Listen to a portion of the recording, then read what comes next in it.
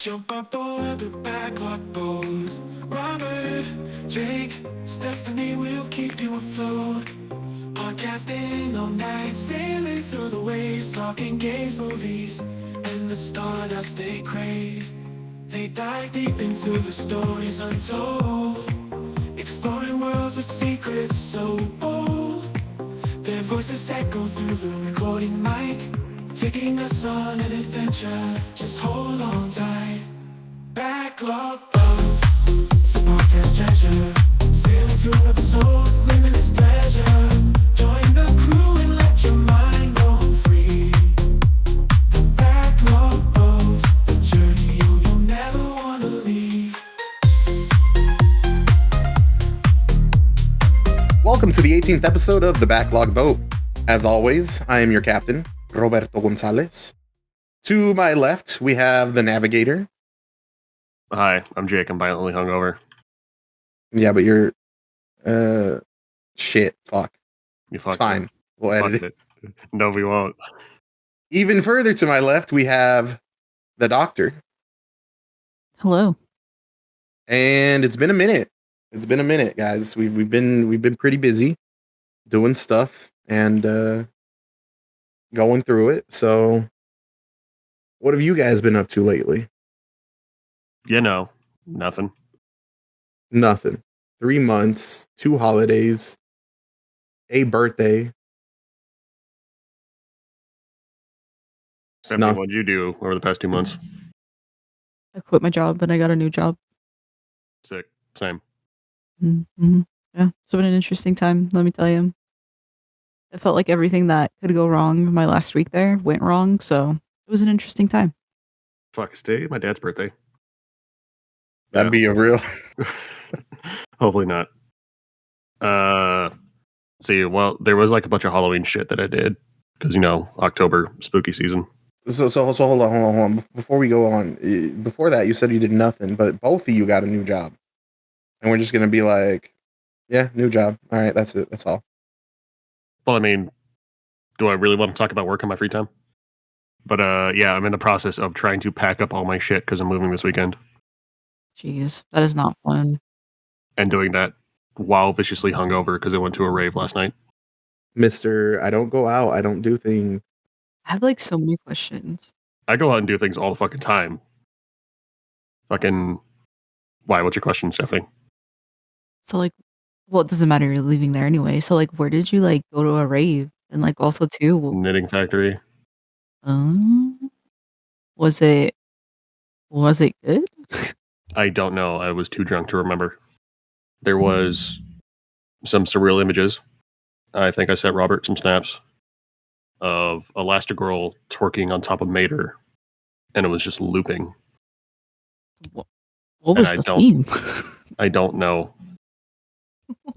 I think my favorite snap that I got was of the big screen just in the Doom font reading "Come." Yep. So first rave, definitely never doing one of those again, because I walked in and then saw a bunch of people that looked like they were underage with their shirts off, and I was like, "Yeah, I'm too sober for this environment." So then I got way too hammered too quick. I'm not gonna lie, that's a wild response to that first thing you said there. I don't like. It was an 18 plus show, I think. Wait, no, it was not.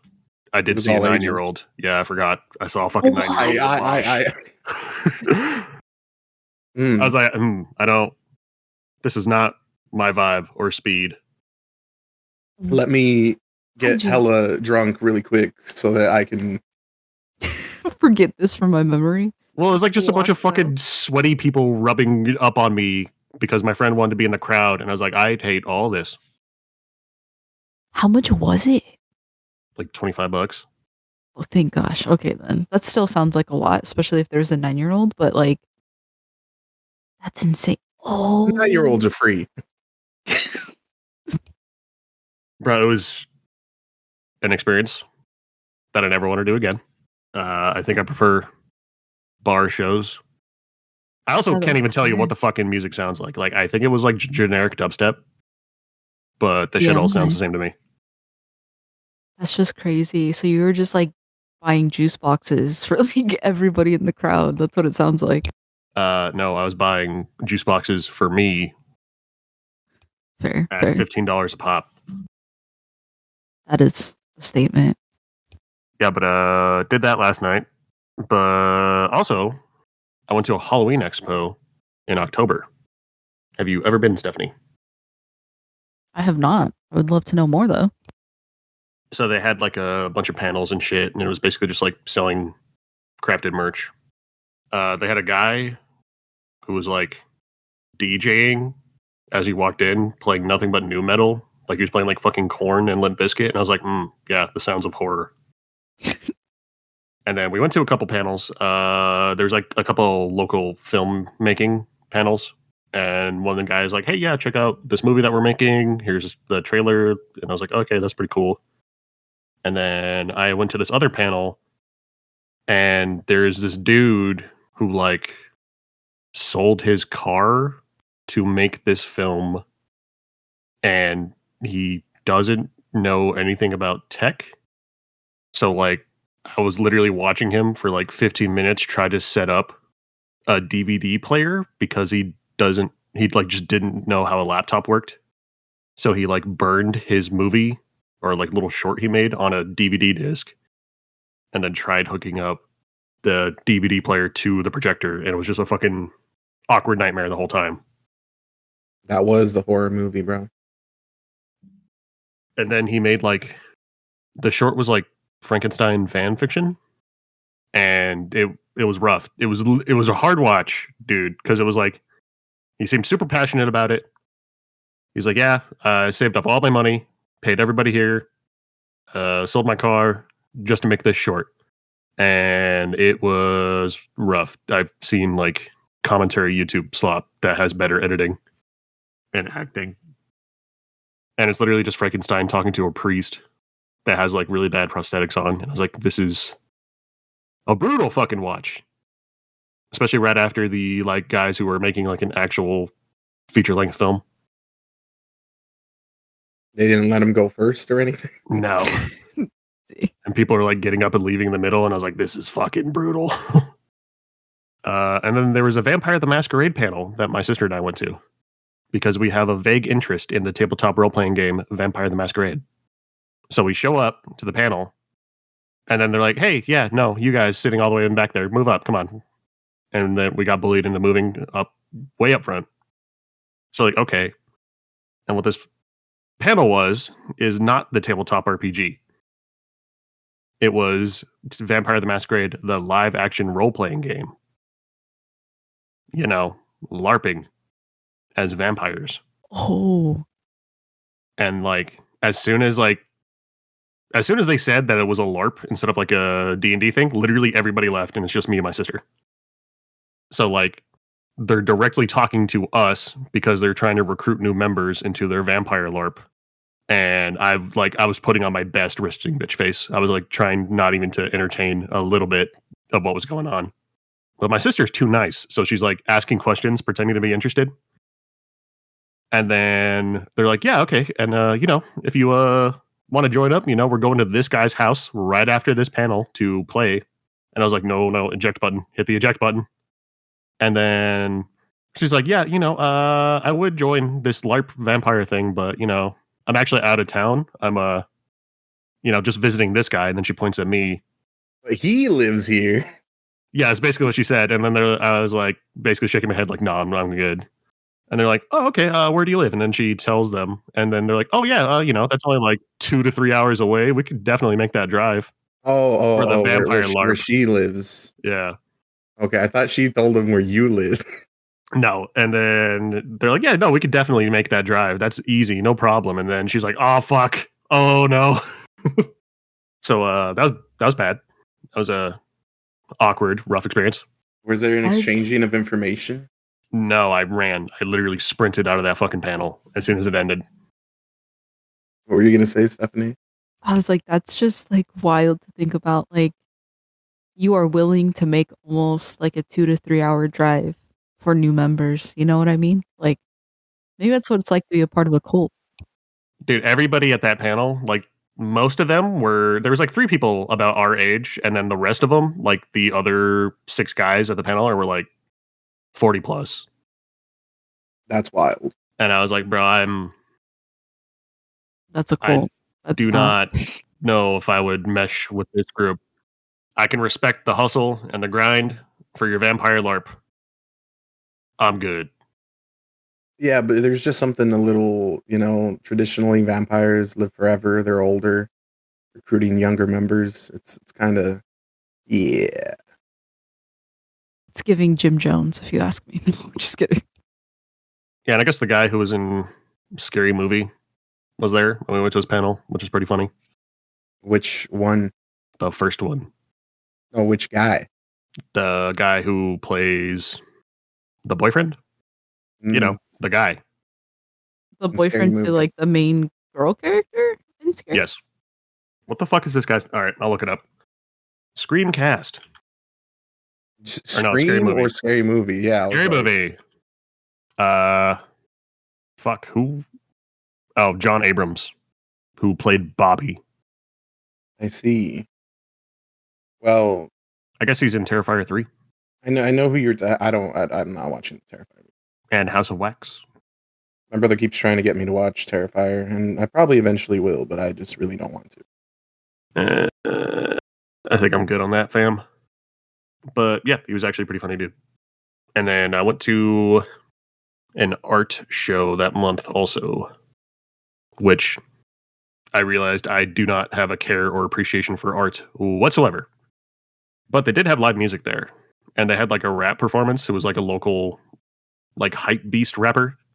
And it was very funny trying to get him to like hype up a crowd of like primarily middle-aged wine moms and like their kids. All right, paint the picture, bro. No, I'm not gonna. I'm good. Okay. But fuck that art show. I went to Portland last weekend. I think. Was it last weekend or the weekend before? I don't fucking know. How was that? Whenever Thanksgiving weekend was. It's been a couple weekends since. Time's flying by. Went to Portland with my significant other and my sister. We hung out. We did Portland shit. Hey, did you guys know Portland fucking sucks? Like, there is nothing going on in Portland. There's a lot of smoke. Like, we went to like this lighting of the Christmas tree at the downtown square, like, event thing. And they were playing like Christmas music live, which is fine. I was like, okay, this is okay.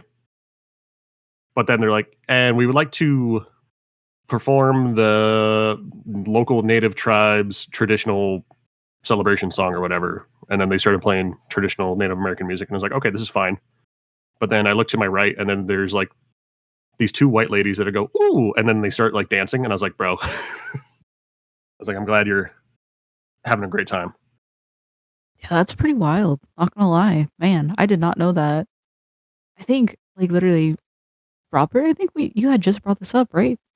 About how kind of bananas Portland is.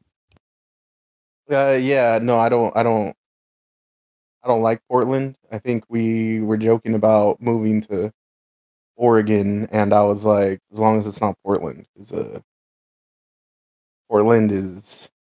It's the problem is like the weird left Portland. I think a combination of like the crime rate plus COVID just like killed the whole city. So like most of the buildings are boarded up and like the streets are fucking empty. Like it straight up looks like 28 Days Later. See, my thing is, before I had ever been to Portland, my only viewpoint of Portland was the TV show Portlandia. And I remember thinking, oh wow, this is so goofy and out there. There's no way the real Portland is actually like this. I mean, clearly it's a TV show. It's a satire. There's no way. And then I realized that Portland is actually exactly like that. Not anymore, buddy. All that shit is gone. I mean, what's it like now? I told you, there's literally nothing going on. Like, there's no downtown bar scene. There's like, we went to a gigantic 3-story mall that has like 5 stores open. Like, there's local markets and shit that are small. and don't really have much going on. Like, it was really fucking boring. I used to go to Portland to do my back to school shopping, so that's wild at the malls. Only got like 5 stores open now. That's where we went. Yeah, no, like it's fucking dead. Like the entire city has died. And maybe it's like bouncing back, but like there's pockets of cool shit. Like went to Portland Burger, which is pretty good, and then went to that gigantic bookstore that had like an insane amount of tabletop RPG shit. Oh yeah, it's pretty cool there. And then there's that Japanese store. I forgot what it was called, but it's just all Japanese import shit. But like walking around downtown at night is scary, not because there's a bunch of homeless people. It's scary because it's pitch black and it's quiet, like it is silent. And because all these stores and bars and shit have closed down, the streets are just pitch black and like there's no neon lights or signs to like light up the street at all. So you're just running around in pitch black darkness and it's quiet and there's nobody around. Yeah, no, that's crazy. I literally remember Portland being like hard to drive because of how many people there was. Yeah, no, it's literally just like Seattle, but shitty. Like Seattle has its shitty parts, but at least there's stuff to do. But we went there because I went to a Machine Girl concert and that shit was fucking fire. My sister got drop kicked by the lead singer. It was very funny. Okay, no sorry. reaction to that? How? Oh, okay, I was like, how does that? What kind of like- concert was it? He was like stage diving multiple times, and like my sister was like all the way up front. Oh, So like as he stage dove, he just like kicked her in the back of the fucking head. Some people pay good money for that. I mean, And Man. I fucked up horrendously by buying a vinyl before the show started. And then I realized I had to protect that vinyl with my fucking life yeah, I was gonna say that, man. because everybody was fucking moshing. So like I managed to like find a corner where I was relatively safe. And then there's like the sound guy booth behind me, like with all the like sound mixing equipment and shit for the venue. And nobody was there, so I set my record behind the railing on like a chair that was there. And then the fucking guy crowd surfs all the way over and then stands on the railing and starts singing. And I'm like, I swear to God, if this fucking guy like slips and then smashes my record, like I can't even be mad because it's his fucking record, but I'm gonna lose my mind. I feel like I would treasure that more. No. I wouldn't either. I was I'd really be mad. excited to get that fucking album on vinyl. I was like looking forward to it all fucking month. Like if I had bought this is a wildly crazy example because I wouldn't have enough money left over to buy a vinyl.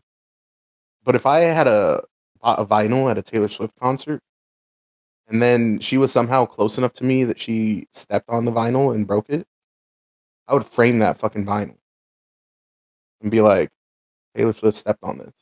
No, I actually like listening to my vinyls. I do not give a shit about collecting. Fair enough.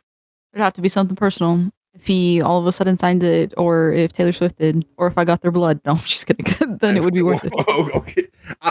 Chill the here's fuck my out here, thing. buddy. I was going to say, here's my thing. I feel like if they broke it, the least they would do is sign it. They might even give you a new one. At least two. Because they can do perhaps. that, you know? Like I don't think anyone would be like, oh, you're a fan of mine? Fuck you. But anyway. Yep, and then I left my debit card at the bar, so then I had to go get a new debit card. Oh, like you left it there.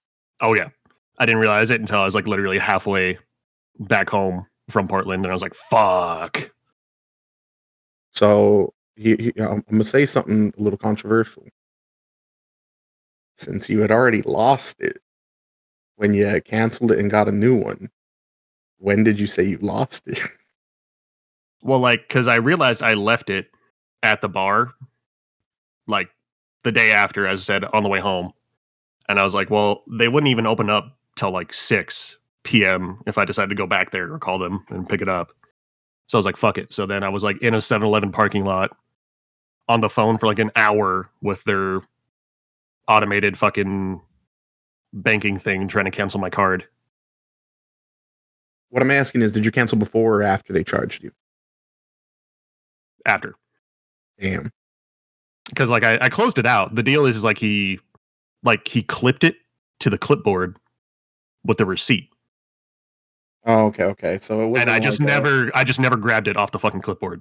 And then I realized that on the way home, and I was like, "Fuck me, I'm stupid." Okay. I see. And I was literally getting gas at that 7-Eleven, and then I was like, "Oh, I don't have any money." See, I have all my debit cards on my phone, Cringe. like a dumb person. Also went to Voodoo Donuts. That place fucking sucks. Voodoo Donuts is garbage. Excuse? What? It's not good. What donut did you get? The fucking dozen grab bag. That's where you messed up. Anyway. Dude, they're not good donuts. Like, I would rather just have a fucking maple bar from a grocery store. Well, here's the wild part. I guess it's like not even special anymore. I guess to Oregon now because there's one in Seattle. They just opened it up. So yeah, I went to the one in Vancouver, and it sucked dick. I was like, okay, this place sucks. Vancouver looked cooler. They had a round one in Vancouver. I'm pissed that I didn't know. Yeah, see, Portland to me was never like somewhere I'm like, oh man, I want to go do these things. So I've never been to Voodoo Donuts. I have been to the Doctor Who bar though. It wasn't that great. Cool, but yep. So fuck Portland. Just go to Seattle instead. And that's what I did over the past 2 months. What the fuck did y'all do, if anything? Stephanie, you said you got a new job, and anything else? Not to say that that's diminishing. Like getting a new job is. I was like, that's all I got. Oh, I guess I finished my classes. Yeah, that's the thing. Hey, congrats. Y'all both still having to go to school looking asses. Yeah, I forgot I went to college this year. Like, I forgot that was the thing I did. I mean, Halloween happened. Thanksgiving happened. I turned 40. Yeah, you're officially old as fuck. You're officially hella old. Almost older than PlayStation. I'm literally older than PlayStation by 1 day. Damn, you're fucking old. Which I realize I've now said it. So I turned 30. Saying I turned 40 was a joke, so people didn't know how old I actually was. But now you're just now they know the exact day I was born. So I'm kind of low key a little proud of that fact though. Like I'm older than PlayStation by exactly a day. I think I'd cry. Like I was born, and then the world said, "You know what you need in your life? PlayStation." And then I ignored it for the first 15, 16 years of my life. GameCube that sucked dick with no games. I had a GameCube, then a 360. I was like, fuck no. I technically had a PlayStation 2 and played a Crash Bandicoot for a while. So that was my PS2 experience. And then when I finally got a PS3, I was like, oh, hey, Sony, kind of fucks. You missed out, bro. You missed it on Sly Cooper, Ratchet and Clank, Jack and Daxter. I'm probably going to play Jack and Daxter next year because I've been sucking Naughty Dog's dick, and I realized I haven't played those. I think I played 2 and 3, which are really good. The first one is a straightforward platformer, though, I think. And I'm super excited for the new Naughty Dog game. So we'll see if it's any good. It's going to be amazing. Because I fucking hate The Last of Us 2 a lot. Did you actually play it all the way through? I played it for like 6 hours. I couldn't stand the gameplay. The gameplay's the best part. Anyway, it's not even the best part. It's really good. I'm thinking like I'll just watch a playthrough of it if I give a shit. Or just watch the show. It comes out next. Nah. I mean, but yeah, I didn't really do much either. Just been busy hanging out with fam and friends over the holidays and stuff. Technically, I mean, we hung out. We played some games. We did some stuff. Yeah, we played a lot of games on the Steam Deck. Played a lot of competitive games. Fucking destroyed Robert's asshole at fucking Windjammers. We Rally, you got fucking wrecked, dude. I think we'll talk about the video games here in the video game You got section, but fucking like, destroyed, dog. but we did hang out, and we'll have some little anecdotes about our video gaming. Absolutely did. fucking nuked. But other than that, yeah, like this year's been going by fast. So this will be the last episode before we do the top 10. And that said, let's get going on video games. And I think I'll start because I have the most games. I technically played more, but I condensed my shit. No, yeah, I also have a bunch more I played. Little shout out here to one game that I want to throw out. I don't want to talk about it too much just because I did buy it for both of you. And I don't even care if we end it because we can't really talk about it because to talk about it is to spoil it.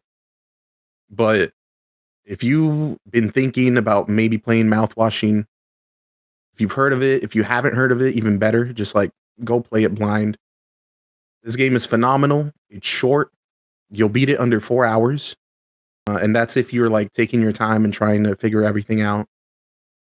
It's got a really cool art style. It's that PSX type of animation, and there's not a lot of gameplay. It is kind of like almost a walking sim that's a horror game, but it tells a really compelling story, and I think that everyone should give this game a shot. It's phenomenal. And so I just wanted to throw that one out there. Going in blind is best. As for video games that I can talk about, Jake here, on a whim one day, decided to buy me a little game called Web Fishing. And I also got it for you, Stephanie, but I don't know if you've gotten a chance to play it. Logged in, but haven't played it. We've had some time with it. I've actually played it for quite a bit. When Jake bought it, I was like, Jake, really? This is stupid. Come on now. This is what you want to do when we're playing games. And then I played it. I guess, would that be PSX art style too? I mean, it's kind of blocky, 64-ish, but okay, yeah, the textures are high resolutions. Not really. It's just low poly. But also, I don't know why you keep like, wow, Jake, this is stupid. This is dumb. And then every single time, it's gas. It's always good. I don't know why you don't trust my opinion. Oh, okay, because this wasn't a game that you had played before. This was a game you just bought. Like, when you've played a game and you're like, hey, this is fire, you should play this. And I'm like, eh. And then I go like, let's try it. And then I'm like, yeah, this is fire. You've experienced it. This was a brand new purchase that you were guessing on. Yeah, because I knew it was going to be good. I knew it was going to be gas. Okay. So anyway, you make your little character. It can be a cat or a dog. I don't know if they've added more animals. You have a fishing pole, and you literally just go around fishing. There's different environments. I think there's like pond, lake, and ocean. They have like their proper terms, like seawater fish and shit, but there's like 3 different types of places you can go fishing all around this place. And it's just a cute little game that, I mean, think if Animal Crossing took off all the bullshit and was just a fishing game, and throw in a bunch of cute outfits, cute little tags, cute little things you can add to your character, upgrade your fishing pole, and then you're just chilling and fishing. Relaxing little game until you catch a big fish and you have to click your mouse like you're playing a Mario Party mini game. Yeah, all the funnest parts to me about web fishing are literally everything else but fishing. Like, you can gamble, and I've wasted a lot of money gambling. It's not even fun gambling. You just buy scratchers. Oh, it's so good. And then you scratch it off the fucking scratchers with your mouse. And then when your little cat or dog loses, they make a mad ass face. There's a bunch of like secrets to discover on the little beach island thing you're on. You can do some platforming. There's a fully working guitar that I have given myself carpal tunnel playing songs on. You can go do graffiti. There's beer, and you can get your little cat or dog drunk, which will just fuck up any typing you do. It's good. Good game. I think the funnest part is when your buddy is like, holy shit, look at this fish. I caught a big one. And then you see a fish that's like bigger than them and they're like barely holding on to it. And then you're like, oh yeah, I caught a little something too here.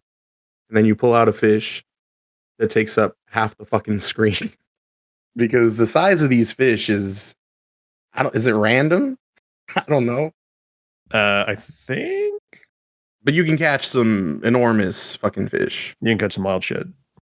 Yeah. And every time you catch a fish, there's cute and funny little statements about each one. So it's just a fun, cute game to play to relax. And you can just go fishing with your friends. So if you're ever in the kind of mood where you want to hang out with friends and talk and just kind of be doing something in the background, not like playing a competitive game or a game that requires you to chop onions and put them in the right spot. Mm-hmm.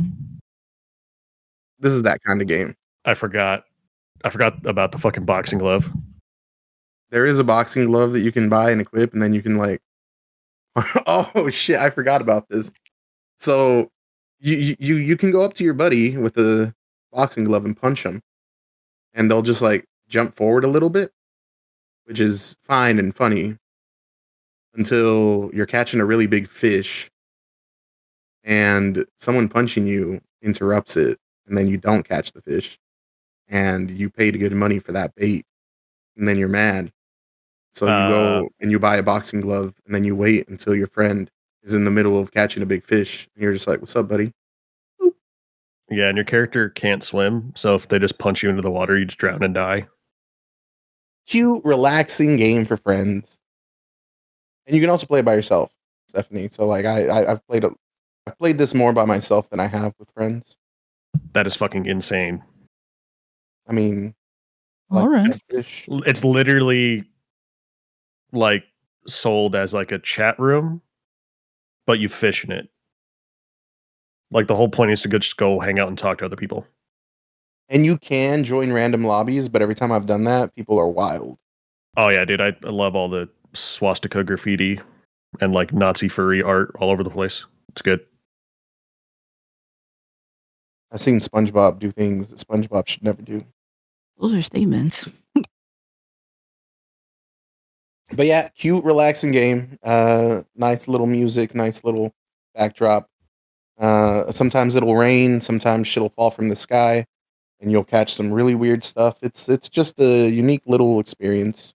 Stefania, do you have any games you want to talk about? Well, this one we did all play. So Mario Party Jamboree had came out. It's a really Fuck good that game. Bullshit ass game. Dookie I should've ass, won. poopy ass, dumbass game. No, you didn't win shit. Last I checked, somebody fucking reset the game. It's true. Bro. Fuck Mario Party. Fuck that whole ass game. Took everything in me not to strangle a 5-year-old. But anyway. 6-year-old. Oh, this is true. This is true. You can almost go to a rave. That's fucking nuts. I love Mario Party. I've always loved Mario Party. So I bought the first new one that came out on the Switch, and I got burned really bad. That game fucking sucks. It's terrible. No one buy it. It just sucks. Then a second Mario Party came out, and everyone's like, oh yeah, this one's way better. But I didn't fall for it. It was better. I would never let a video game trick me that many times. So never bought it. And now this is the third Switch Mario Party that's come out, right? Technically, yes.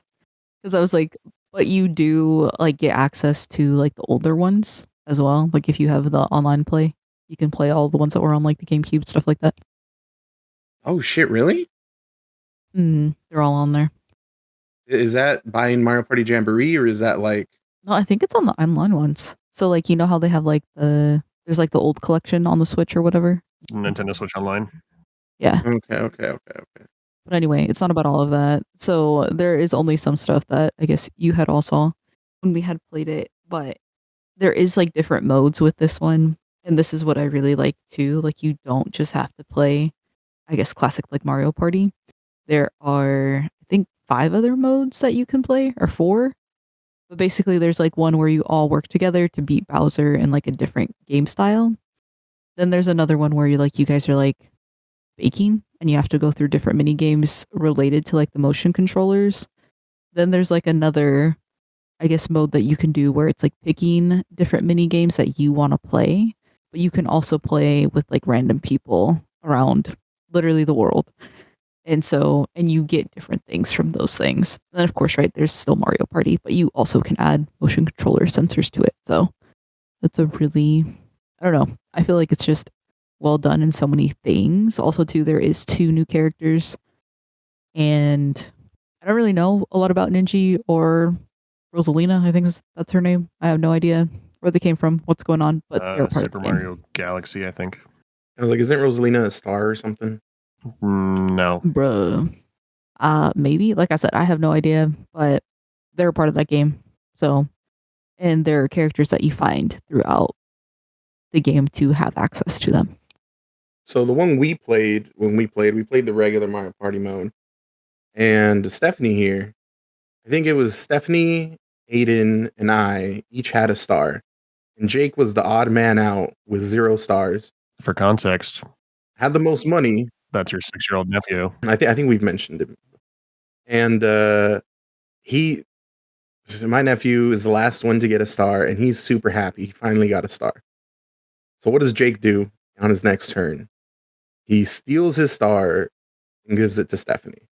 Which was funny. Fuck you. 10 out of 10 would recommend. And at this point, Stephanie's like, well, fuck it. If you want me to be a villain, then a villain I will be. And she steals my fucking star as well. So now she's got 3 stars. All of us got 0 stars. And then, did you even get another one after that? I did. Okay. So 4 stars. Last turn. We're all about to play the last mini game. And even though there's bonus stars, more than likely, we have crowned a winner.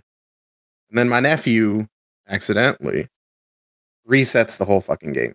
Just backs out, erases it on literally the last turn. Because it was, an hour-long game? Yeah, shit. Took a minute. Approximately 90 minutes, but you know. We all know who won, though. Yeah, fuck that whole game. I forgot how much I hated Mario Party until I play it. I'm like, oh yeah, I like this game. And then I fucking play it and I'm like, oh. The motion controls are really fun. I dominated in all the mini games, and what did I get for it? Fucking nothing. Mario Party Jamboree. Fuck that game. It's a game to play with all your friends and nephews. It's a game that'll make you want to commit violence.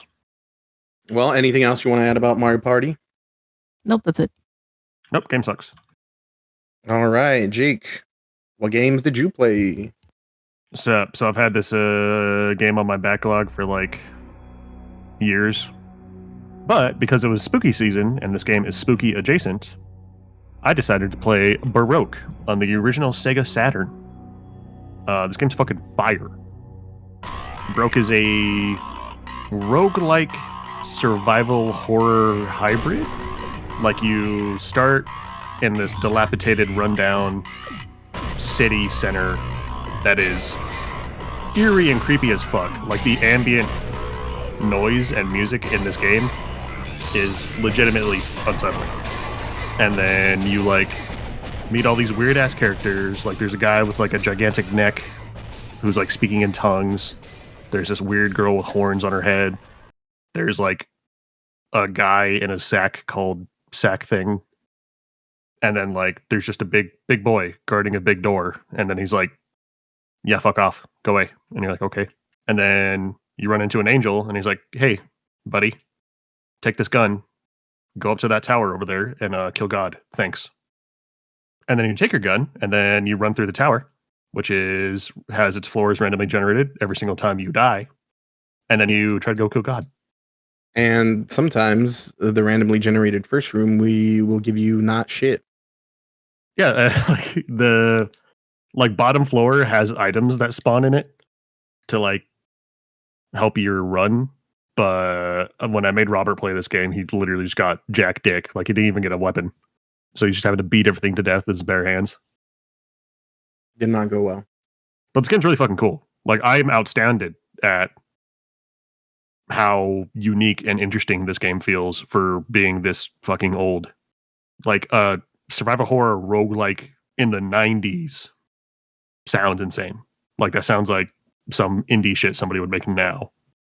But, like, you go through the tower, and then you meet God, and then if you manage to do all the shit in your first run, and you kill God, you realize it was a simulation, and then they're like, all right, cool. You've passed a tutorial. Now go do it all over again. I did not know that. Yeah, but if you die on the first run, then the doctors are just like, well, fuck. This guy sucks. Well, set him in anyway. It's got a very creepy vibe. It is unsettling. Even like a lot of the enemy designs are fucking weird and creepy. Like there's this naked bug lady with like knife arms who crawls towards you and hits you with lightning. There's like, what you didn't get to is there is an enemy that's just a wall. And then when it turns around, it has this fucked up face on it that tries to eat you. Yeah, I'm glad I didn't get to that. And there's like a bunch of ambient noises that constantly make you think that there's people behind you, even if there's not. And this game has 2 stats that are like called vitality and health. So the way vitality works is it's like your hunger meter, and that is constantly draining. But as long as you have vitality, your health will always start regenerating when you take damage.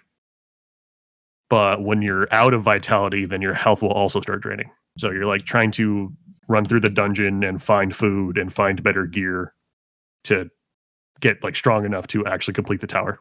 And when you realize you do a run, after you complete a run, you realize the game is supposed to be like played multiple times. Like a roguelike. Yes, but specifically, this game does have an end to it. And there are like Dark Souls or Bloodborne style side quests in it that you need to do on multiple runs. So like there will be NPCs and areas in the tower that you need to talk to and do shit for. And like sometimes they'll show up on certain runs depending on the conditions you have like created. And upon doing all these weird unmarked side quests, like a guy's like, hey, I'm hungry, go get me food. So you need to do a run. There's like a fountain you can throw items into. And if you die in the tower, the items you threw into the fountain will spawn outside the tower on your next run. So like you throw food in there so you can give it to them, and then that completes a side quest that unlocks another side quest, and it's really weird and interesting how this game's designed. Yeah, no, it's very Shimigami Tensei coded in its aesthetic. Yeah, it's got this like really grungy, I would say PSX, but you know, it's a fucking Sega Saturn game, so I'm sure that's just the reason why it looks like this. Yeah. But what you're mainly doing is trying to utilize items to help you on your run. So any item can be thrown or eaten or used. So like you can get bones and they're unidentified. So, and they'll have like random effects. So sometimes you'll eat a bone and then it'll teleport you to the stairs so you can move on to the next floor.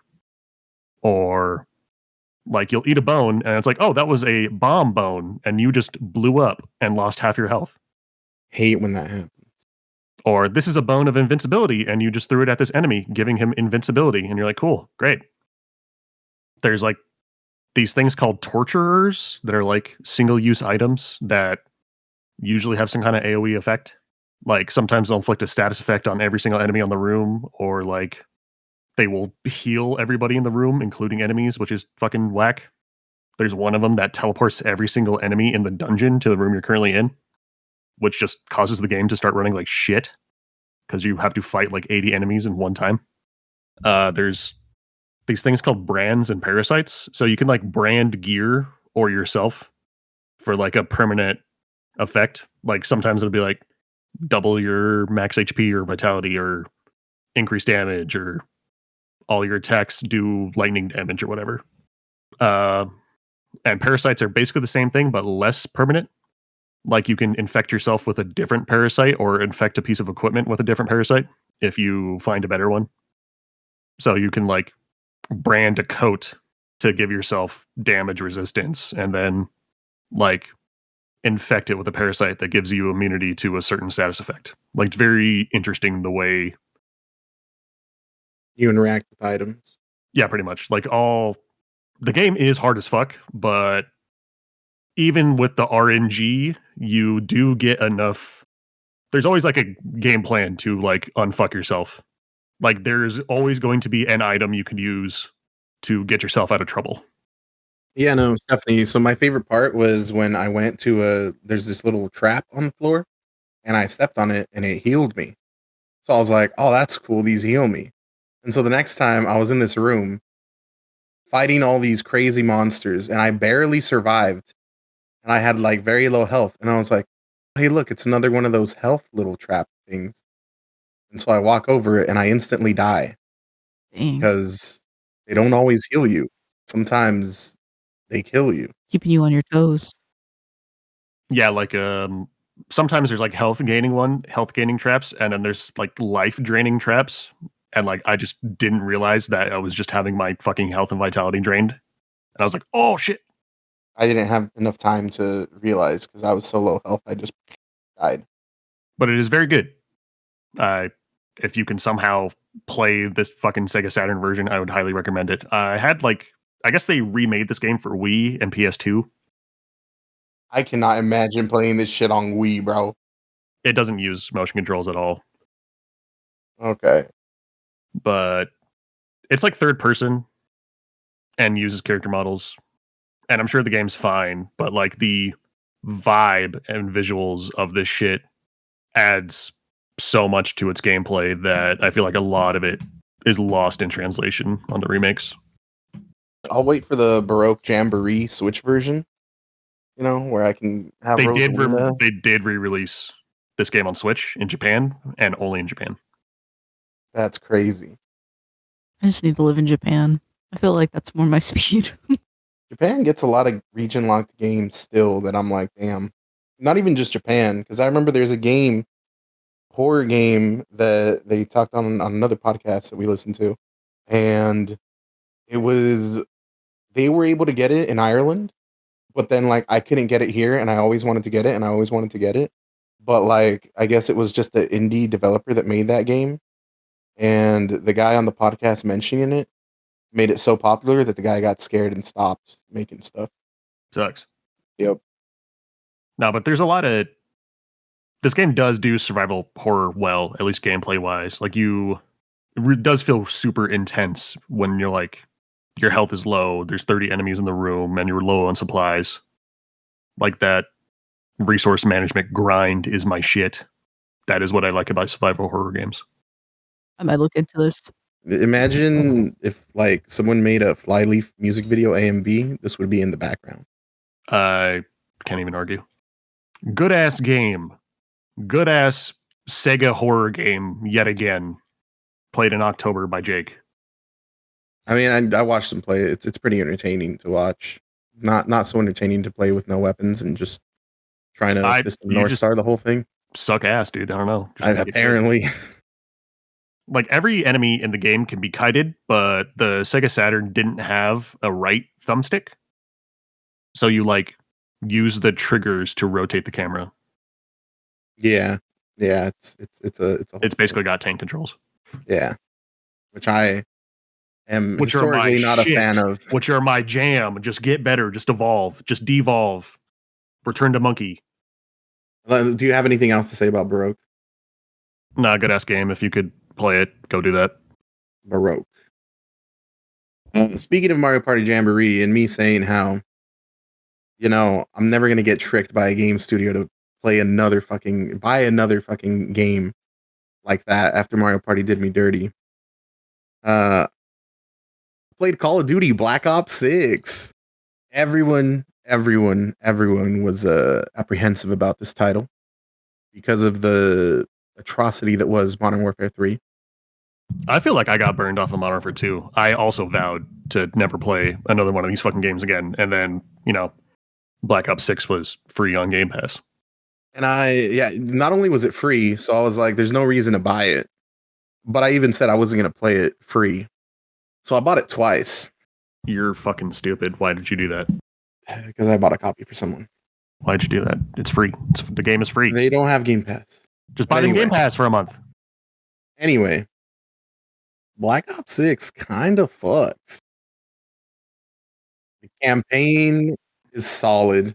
The zombies, solid. The multiplayer. So my thing is, I like gunfight, which for y'all that don't know is a 2v2, 6 or 5 round, 1 life game.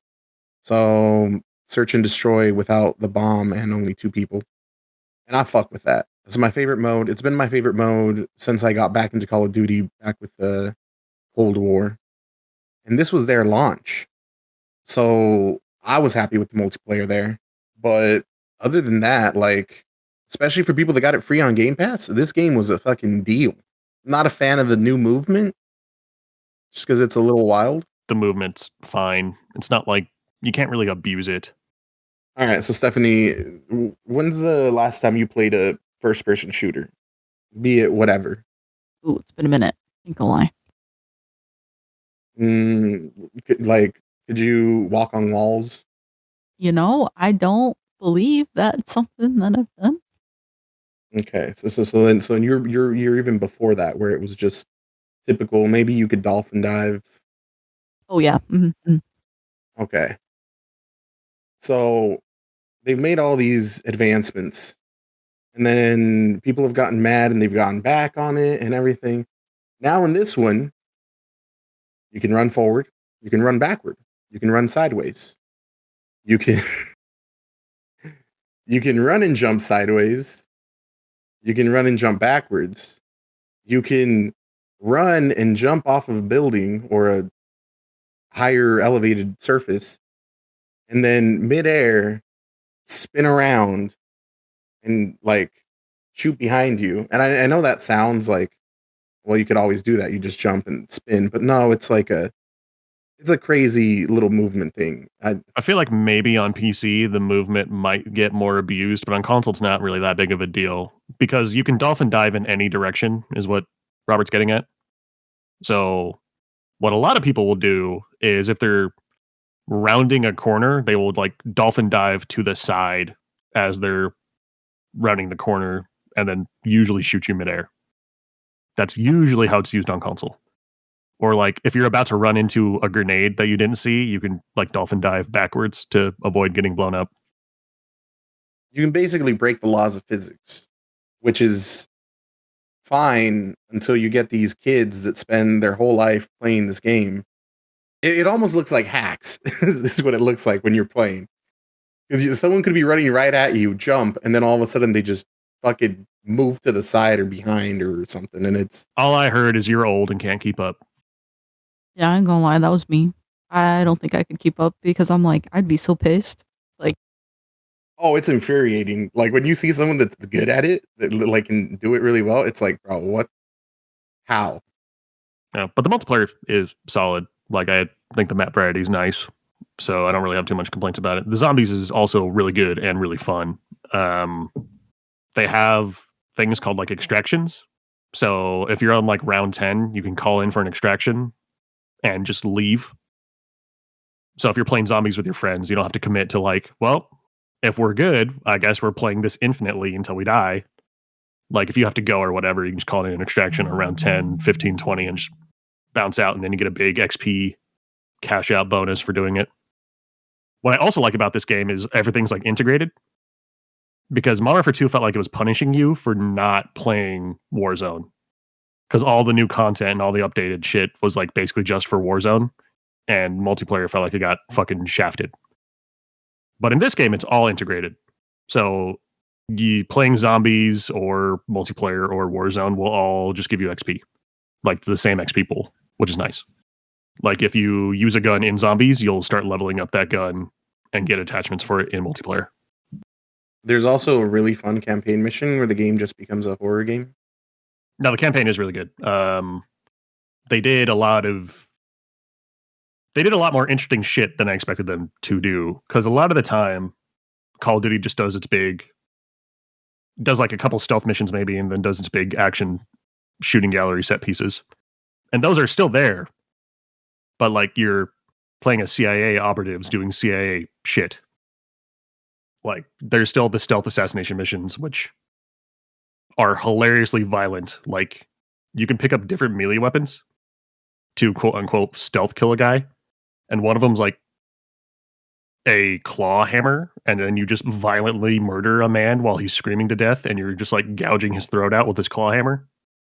And I was like, oh yeah, stealth. No, just a Tuesday. Like you can swim, so like you can pull a guy underwater, and then you like beat the shit out of him and drown him, and then you take the gun off his hip and then shoot him 3 times in the chest underwater. And like the person you're playing as is an absolute fucking sociopath, and it's very funny.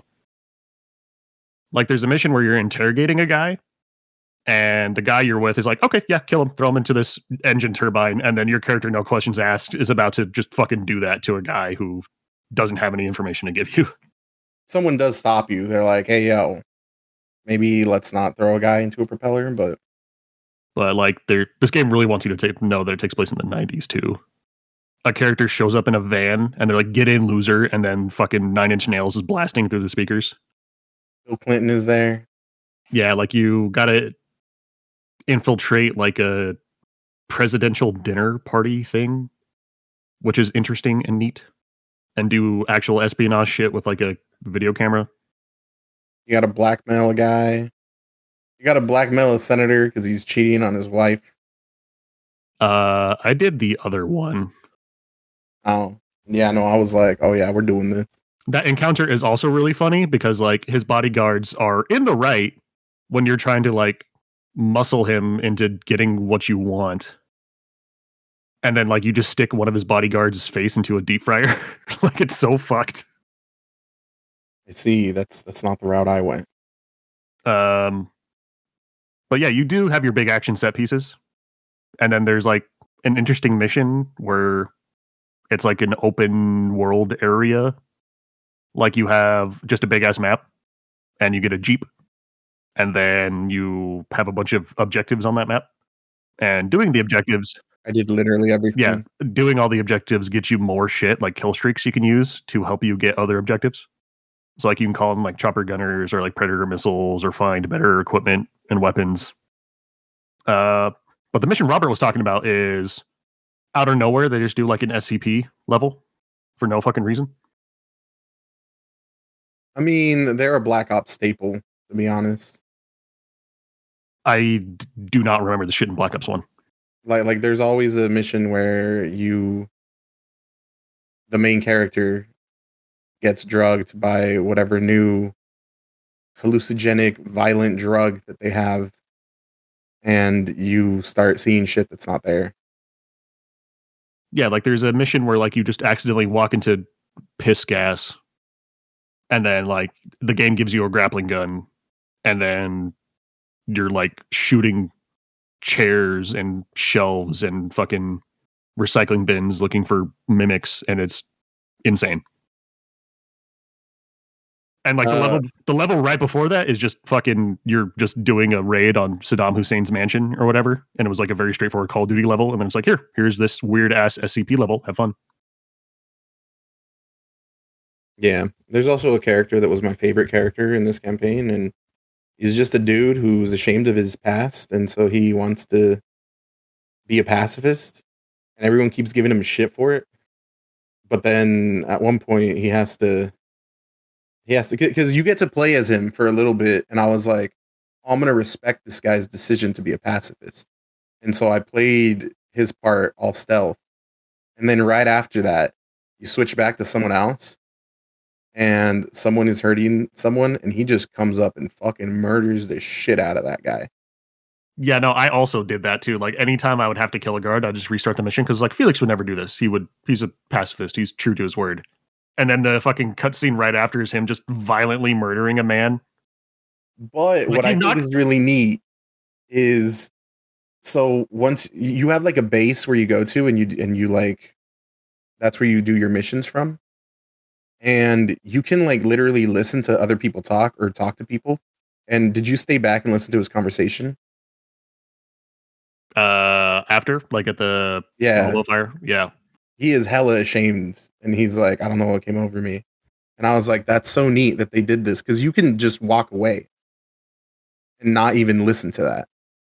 Yeah, there's like a lot of good characterization, which I guess Modern Warfare 2 and Modern Warfare 1 Remake had good characterization, but like just talking to your homies back at base is nice.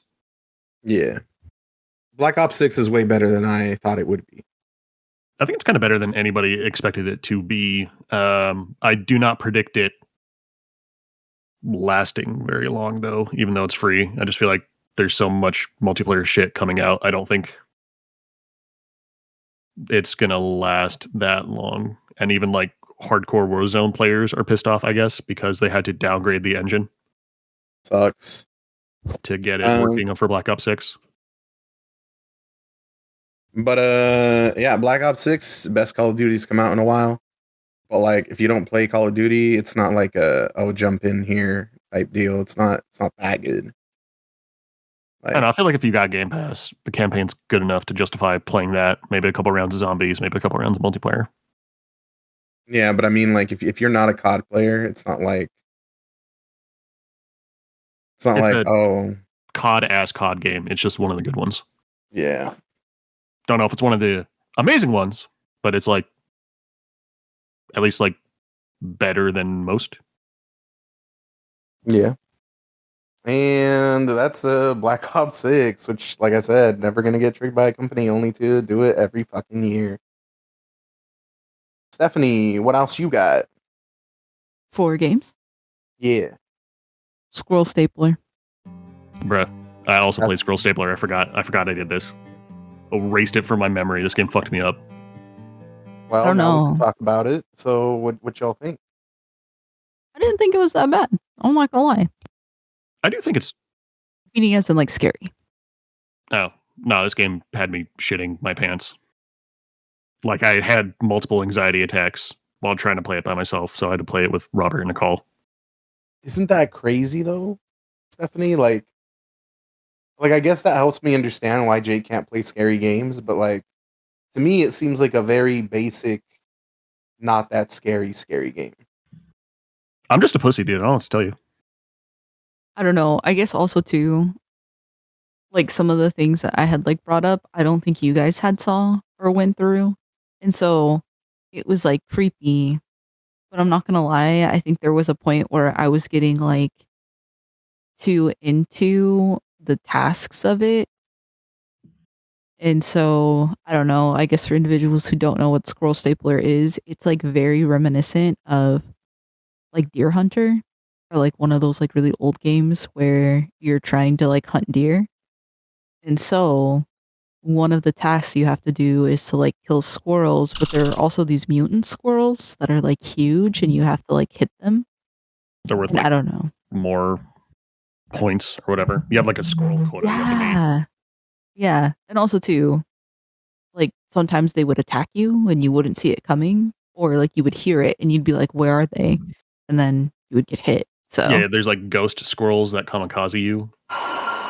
yeah. So I don't know. I guess like I think this is also another reason why I didn't find it as scary, because I was like, I have a task, I need to get it done. And also too, they're like not squirrels, they're like fucking beavers. And so I was like, I need to kill as many as I can so then I can get back to like the main point of the game. Well, I was trying to like collect all the notes and collectibles and shit, but like at some Same. point I realized that makes the game scarier the more of them you get. So I stopped as soon as I figured that out.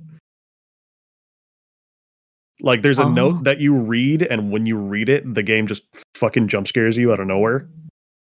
This is true. And there are multiple bases that you're supposed to go back and forth to get things. Like the game does audio tricks and shit. Like apparently, according to Robert, you never heard any of them, but like the game will start fucking with your audio and doing shit that I really did not like. As Yeah, Wow. because you didn't hear your wife, right? yeah, she's like whispering to you, and I'm like, I've literally had an anxiety attack. I was like, bro, I cannot play this fucking game. No, well, I guess I will say this, like after I had read the notes, because there's like one note that talks about like an artist or whatever, and then like something would happen afterward. But again, right, like I didn't get my squirrel quota in yet, so I was like, I'm gonna put a pause on this, and I Just need to go. hyper fixated on the fucking squirrel quota. I was like, I need to find these ones, and then the Need to big get these fucking ones. critters.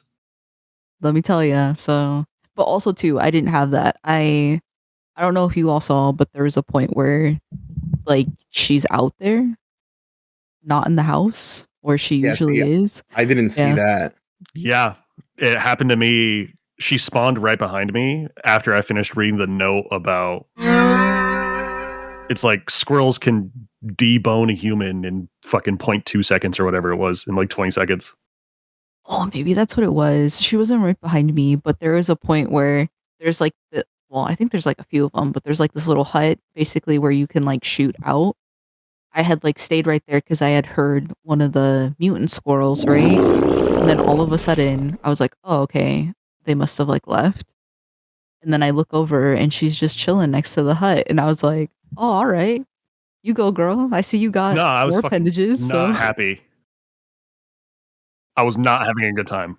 I was in a call with Jake, and I thought he was like kidding, because like I remember I told you guys, oh, this is the best game. Don't play this game while on a Discord chat with someone. I was like, play it by yourself so you can like really hear stuff and everything. And I said that because like that's how I played it, and also when I did hear like her voice, she does whisper. So like if you were in a Discord chat, you might miss it. But Jake hops on, and I was like, oh, you're playing while we're here. And I think it was even like it was Shy, Jake, and I in the call.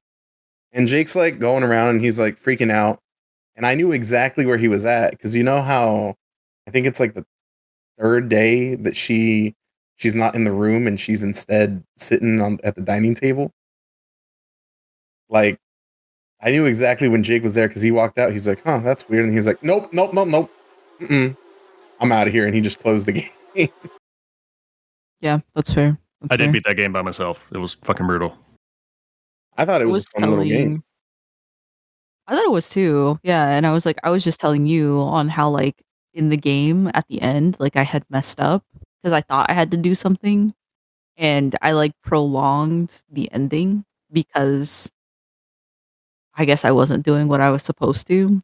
So that was an interesting time. Yeah, fuck that game. Just go play Chop Goblins instead. Chop Goblin's the non-scary one. Yeah, it's good. I like it. Good game. Yeah. Pro stapler. Here we go. I like little games like that. But all right, Jake, what do you got? Fuck, what do I have? I got one more. I picked up this little game called Victory Heat Rally. And oh boy, what a fucking joy. Fuck this game. This game rules. This game is fucking amazing. It's just like a kart racer. And the mechanics are super simple. You can accelerate, you can brake, and you can drift. And that is it. But the controls are so tight that it's very satisfying to play. So the game has like a little drift meter, and the longer you drift, the more of a speed boost you get. So the goal is to basically chain drifts together to just keep constantly having a speed boost. So theoretically, if you're good enough at drifting, you could play the entire like track having a speed boost constantly going all the time. But what the game doesn't tell you is hitting a wall will instantly kill your speed boost. So it is always better to just not drift or to brake a little bit than to hit a wall for the sake of getting a drift. It's Mario Kart without all the fun parts, but I like the art style. You mean it's Mario Kart if it wasn't horseshit? Because like if you're in last place, you're fucked. Like if everybody in front of you is doing well, you're not coming back. There is no like sympathy items. Like you're just fucked if you fuck up bad enough. If you're in last place, your name is Robert, and you're 30, you should just retire from racing. Yeah, pretty much. But there's like 3 cups or 3 different, I don't know what you call them, tournaments, I guess. And each tournament has 3 sets of levels. And then at the end of the level, you race through all the tracks you played on that level set, like back to back to back to back, to see that you mastered them. And then after you do that and win, it gives you a chance to go race a new racer and then unlock them if you beat them. So the single player content in this game is also pretty fucking massive. Like I think I beat the game in like 10 hours. And then there's also like optional side quest content thing challenges. So some of them will be like you get points for drifting and you need to get a certain amount of points to beat the track. So you need to basically drift perfectly throughout the entire track to get enough points to actually beat it. Or there'll be like time trials, or there'll be like a map where it's flooded with NPC cars that whenever you hit them, you lose a point. So you need to, and you also get a point whenever you pass one. So you need to like pass like 50 cars without hitting them. So there's like a lot of fun and interesting side content, even if you don't have anybody to play the multiplayer with, which is where this game is fucking at. It's got 4-player local co-op and it's fucking good. Yeah, but if you're, it's got that Tekken problem, which isn't a problem for Jake anymore because he can beat me now. Where if you're cracked at it, then like no one's gonna want to play with you. Yeah, that's why I force everybody to play with me, and it's good. Don't care, didn't ask, just be better. And I posted it on there so you can see what the art style looks like. It's a very pretty looking game, and the soundtrack is fucking amazing. Like the soundtrack goes so goddamn hard. It does look pretty cute. They put the map, like the mountain map from Initial D in there, and it's playing this like bootleg Eurobeat that's really fucking good whenever you pick that track. Good ass game, highly recommend. The final character to unlock is bullshit. Like that shit was rough. So the final map to unlock the final racer, it's like on a roller coaster, but there's no rails, and falling off guarantees death. So, but the way the AI is programmed, they'll never fuck up a drift ever. So for me to beat some of these NPC racers, I had to like do the cars that are faster, which have shitty drifting, so that I could beat them on the straightaways. But also, you need to perfectly drift every single corner, because if you don't, you won't have enough speed boosts to actually pass the racer you're dueling to unlock them. And the way duels work is you have a health bar, and so does the racer you're racing. And whenever you're not in first, you start losing health. And when they're not in first, they start losing health. And you race infinitely until somebody dies. So I had to play this map for an hour straight, just due to how fucking rough it was. Because there's no guardrails. So if you fall off the map, you just instantly lose a race because she's going to get too far ahead of you and you'll just bleed out and die. But she's also one of the fastest cars in the game too, so she's fast as fuck. So you need to drift perfectly around all these corners with no guardrails, and falling off means you die. Needing to brake means you're gonna lose because she's gonna be too far ahead of you to like ever catch up to. And the road on the final map is not level. It's like lumpy. So you could take a drift wrong and then just fly right off the fucking map and lose. Sounds like a appropriate final challenge. Yeah, this game is hard as shit, but I'm fucking cracked. So like you literally have to get good. You have to there's a halfway point at the game where it's like get good or you literally just can't beat the game anymore. Yeah, I'm in that first half. Really good, $20. Everybody should pick it up. Especially if you got a Switch. Like it's good. Local. I'll think about it. It's a trap. Don't worry, Stephanie, since we're gonna be neighbors, we'll just make you play it. It'll be great. Let me tell you. But it's fun for the first 15 minutes when everyone sucks. I'm sorry that I strapped the fuck up and you just couldn't. Brand is also really good, so I don't want to hear it. She had the same amount of time to strap up as you did. And now she's like, no, I'm going to have to buy this game because I'm sure you're better than me now that you've beaten it. And I was like, yeah, probably. Yeah, I'll just pass on that. Or you could strap the fuck up because it's good. Mm, Like, I forget that I like racing games. I just don't like most kart racers. then you must be excited about the new Sonic Racing. The last one was really bad. Sonic Yeah. All-Stars Racing Transform was probably my favorite kart racer until Victory Heat Rally. Damn. But every Sonic game that's come out after that has been bad. Like Sonic Team Racing was dog shit. But also, Sonic is another game that just, if you're behind, you can get items, but the items in Sonic All-Star Racing Transformed they're not that egregious. They don't bullet bill you all the way up to first if you're just losing. And I'm pretty sure you just don't fuck with Victory Heat Rally because it's fair. I need that RNG, bro. Sorry, bro. Just get good. Well, Victory Heat Rally. Do we want to talk about Backrooms? What the fuck is there to talk about? It's another one of those. You have something to say about it, Stephanie? I mean, we played it. It was an interesting time. It started off like okay, and then it got really confusing really quickly. Yeah, Backrooms. It's a co-op game based on Backrooms. You solve puzzles. You do tasks. It's not fun, but you can spend that time with your friends having a lot more fun playing 100% orange juice.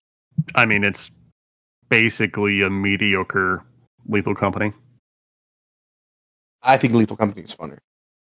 Lethal Company is funner. Yeah, Stephanie, we're gonna make you play that one of these days. We got a Christmas update. Yay. Barony also has a Christmas update. I should probably play it. Then the last game I'll mention real quick is, I recently played a Overwatch Classic. They brought it back, and it was some of the most fun I've ever had. And I was like, oh man, I really fucking love this game. And it was only out for like 15 days or something. So, fuck Overwatch. Marvel Rivals. The brand new, way fucking better than Overwatch game. It's really good. I hope they don't fuck it up. But Marvel Rivals is really fucking good. Have you ever played Overwatch, Stephanie? Yeah. All right. Imagine Overwatch, but better and with Marvel characters. But pretty much the same game, just better. And I feel like Okay. Marvel Rivals has a lot more variety. Because Overwatch is a shooter through and through. But like, I feel like only a third of the cast in Marvel Rivals even has projectile-based weapons. Yeah, plus the character designs look really good. Some of them are a bit spicy, but they all look really good. I know they put Squirrel Girl in a game, so I'm playing that shit. They put my favorite Marvel superhero in a video game, and she's good. And I'm literally not going to play anybody else other than Squirrel Girl. There's a character, Stephanie, called Jeff the Shark. Jeff the Land Shark. And he's a little shark. And he spits water out to heal people, like a little faucet. Or he can throw these little bubbles that have little pluses on them, and they heal you if you run over them. Or he has one, like, it doesn't do that much damage attack, where, like, he throws a bubble, but instead of, like, turning it into one of those heal bubbles, it just pops and does a little bit of damage. He also has trapdoors that you don't know what will be. Yeah, pretty much. He looks adorable. Cutest little thing you've ever seen. And his ult is just, he swims in a massive circle around the enemy and eats all of them up. And then he can spit them out. And so what he always does is he will eat up the whole team, then swim over to a corner because like you can just go underwater, but it's under the ground. And so it's just like your little fin floating around. And then he just spits them all off the edge of the cliff and they all die. Unless they have a boost that can come back. Funny little side note, wherever you do the circle thing to eat everyone up, you will also eat your teammates. And there's a button to spit out your teammates, and there's a button to spit out enemies. And Shy just ate up Jake and threw him off the fucking map, and it was really fucking funny. Just like I that. was not happy. See, Squirrel Girl can get out of it because she has a squirrel jump, but I was not playing Squirrel Girl at the time, so I just died, and I was like, what the fuck? It was really funny.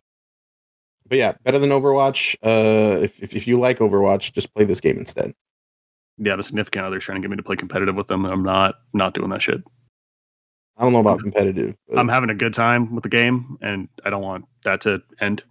Because yeah, definitely not doing competitive. I'm getting a little spicy playing norms, dog. I can't imagine how fucking toxic I'd be in ranked. Yeah, I don't know about that. But it's fun and it's not serious, which I like. So Is that all for games? that is it for games. Look at that cute little guy. Yeah, fuck that guy.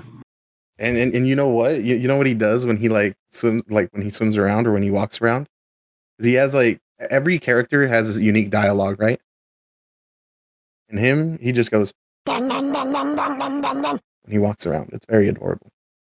He does look cute. All right. All right, we ready for películas? Yeah, I don't have anything. You don't watch any movies? No. You didn't watch any Halloween movies for Halloween? I did, but they were like repeats. So nothing on either the backlog or that was new. I fucking guess. Robert, how many movies did you watch? I watched a lot of movies, but I'm not going to talk about all of them. Like, do we need to talk about Dragonlance? I don't think so. Oh, fuck. Well, technically, we already watched it. I was just so drunk that I don't remember. Yeah. If we're talking about the scary backlog movies, there was one movie that Stephanie had been trying to get me to watch for years, and I finally watched it, and it's The Craft. This movie is a very Halloweeny movie. Like, I can see myself watching this every Halloween. And I think the beginning is really solid. It's really good. And then towards the end, at first, I was like, I don't know about this ending. But then the more I thought about it, I really enjoyed this movie. Still one of my favorite movies. Like, my goodness. The premise of it is you got this group of girls, and they're like, hey, yo, we're like witches, part of the craft. And there's this new girl, and she's like, oh, bet, really? Yeah, I'm down with this. And I don't know if I just misread this, but it seems to me like the original three girls were kind of like posers. And it wasn't until new girl comes in that they start actually doing magic. Okay, well, Or could they do stuff before? so technically they could, and I guess also too, this goes into like different things about like witchcraft. Like you can be somebody who practices, but she was like a natural witch, which means like she didn't have to try, she didn't have to have a spell book. Like these things would just happen because of either like her bloodline, etc., etc. And like the what's it called, the lady. Okay, so there's like a lady in a shop that they go to. She like kind Yeah, of she's alludes legit, to right? it. Yeah, and she knows the difference between like not that there's good or bad magic. There is just like this sense of neutrality in what your intentions are and what will come back to you. Yeah, this movie is basically like uh they end up doing magic and then they realize that like they can use magic to benefit themselves and then they kind of go crazy with it. They're kind of like, "Oh shit, power?" And they take it too far and then the OG girl is like, "Hey yo, this is not what we're supposed to be doing." There's like a Mean Girls fucking there's a very much Mean Girls vibes where the main girl of the clique is kind of super jealous of this new girl that just got everything naturally. And so she decides, all right, I'm going to invoke like this supreme dark magic. And then she does, and she gets hella powerful, but at what cost? And then it's, like you said, not that there's good or bad magic, but instead of taking the neutral route, I feel like they're using magic for bad reasons. And she decides to use magic for good reasons. But at the end, it's kind of like, would you say what she did was good? I mean, it wasn't the worst. It's a very fun movie. If you haven't watched it, I think you'd enjoy it, Jake. I think you'd have a good time. It's very much of its time too, though. So Mean Girls with Witchcraft. In the 90s too. So like there's some Yeah, I was gonna say this came out before Mean Girls, right? yeah, way before. Also too, there is like one weird thing about race, so just throwing that out there. Oh yeah. But it's like not done believably, you know? Like, I don't know. I guess maybe it is, but anyway. I feel like Mean Girls definitely took some inspiration from this movie. Yeah, fun little Halloween movie. I'm glad I finally watched it. And then we watched the trailer for the reboot or recontinuance, whatever. Definitely not watching that shit. I feel like the trailer alone was enough to be like, oh yeah, no, this ain't it. But I will probably rewatch The Craft next Halloween. What do you got for movies, Jake? So last year I watched 2 Friday the 13th movies, Friday the 13th 1 and 2, and I thought they were both pretty good.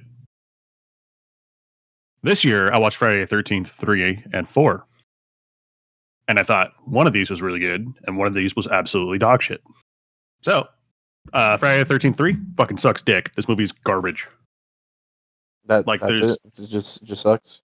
It's very boring. There's not really a whole lot going on, and the kills that are there are super fucking boring. And there's also like a lot of goofy shots in the movie. Like somebody's like, "Hey man, do you want to smoke a blunt?" And then he like is like handing a blunt straight to the camera. And then I was like, "Why the fuck are all there like all these weird shots like this?" And I was like, "Oh, this movie must have been in 3D when it released."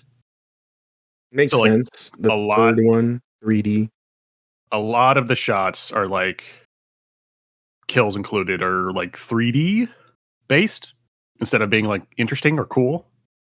So there's a whole lot of people just like getting stabbed, and like a lady gets shot with a harpoon gun and it shows the harpoon coming right at her, and it's like, ooh, 3D. This is like the movie where he gets the mask, so you'd think it would be more iconic, but this movie is kind of shitty. I guess he does squeeze a guy's head so hard that a dude's eyeball pops out, so that was cool. But that was about it. Well, I assume that means Friday the 13th number 4. Number 4 is really fucking good. It literally starts off with right after the last movie, Jason's in the morgue, and then he just murders the shit out of like 2 people working the night shift. Just like absolutely fucking ruins their whole shit. And I was like, okay, great. What this movie also is really fucking funny. This movie's goddamn hilarious. Quick question, just because I honestly have never given too much love to the Friday the 13th movies, even though I own them all. I don't really know. Does he have like a code at all on who he kills, who he doesn't kill? Is this a revenge thing, or does he just kill on No, sight? he just kills indiscriminately anybody he can. Okay. Like, it's supposed to be like revenge on the camp counselors or whatever. But like those night shift people didn't do shit. Yeah, but at some point they're just like, nah, it's funnier if he just kills people for whatever. So there's no logic to it. He's more just like a force of nature. All right. But a couple homies, they rent a cabin in the New Jersey woods or whatever for like a weekend getaway. And they live, or that cabin's right across the street from these people that live out in the fucking woods. Corey Feldman, his sister, and his mom. And I did not realize how good of a child actor Corey Feldman was. Like, this fucking dude has hella charisma for like 10 years old. I mean, he was great in the Goonies. Yeah, I suppose. But like just the interactions that he has with like everybody makes all the scenes better. Like he's even just him playing with his dog just feels like supernatural and real, I guess. But basically Jason breaks out of the hospital, shows up in the woods, starts killing people. But Crispin Glover is in this movie and he's fucking hilarious. Like, it's hard for me. I don't know. I guess the comedy has to be intentional, but like these movies aren't known for being like intentionally funny, I thought. But there's so many fucking banger jokes in this movie that I think it's like now going to be a Halloween staple that I've purchased it. Because it's literally like Crispin Glover and his homie are like trying to use this weekend to get laid, and they're just constantly being cucked at every corner. And it's just Crispin Glover literally like complaining about being horny the entire time, and it's great. So Friday the 13th, the Cuckmas. The Cuckmas, yeah. Plus, all the kills are really good, and there's also just like a lot of iconic banger lines, like Crispin Glover in the back of his car just being like, "I'm horny." And there's like a scene where he's trying to like seduce these two girls or whatever, or like trying to like get them to party. So he puts on like this really shitty 80s butt rock and then like starts moshing in the living room by himself, and everybody's just staring at him, and it's fucking comedy gold. Good ass movie. Everybody should watch this one. Does it matter if can I just watch this one and not watch the other one? Yeah, the only two that like the first one and second one, like to get the most out of the second one, you kind of got to watch the first one. But that's honestly about it. So I can just watch 4. Just watch 4 by itself. It's really good. See, I only really know Crispin Glover from like Back to the Future and American Gods, so I'm just picturing him as the pathetic in his suit from Back to the Future going like, "I'm horny." He is super pathetic in this movie. It's really fucking funny. Have you seen the Friday the 13th, Stephanie? Mm-hmm. All of them? Yeah, I think so. Damn. What'd you think of the fourth one? Was it funny? Not really. What do you mean? I thought it was like all right, I guess. You didn't laugh at any of the jokes?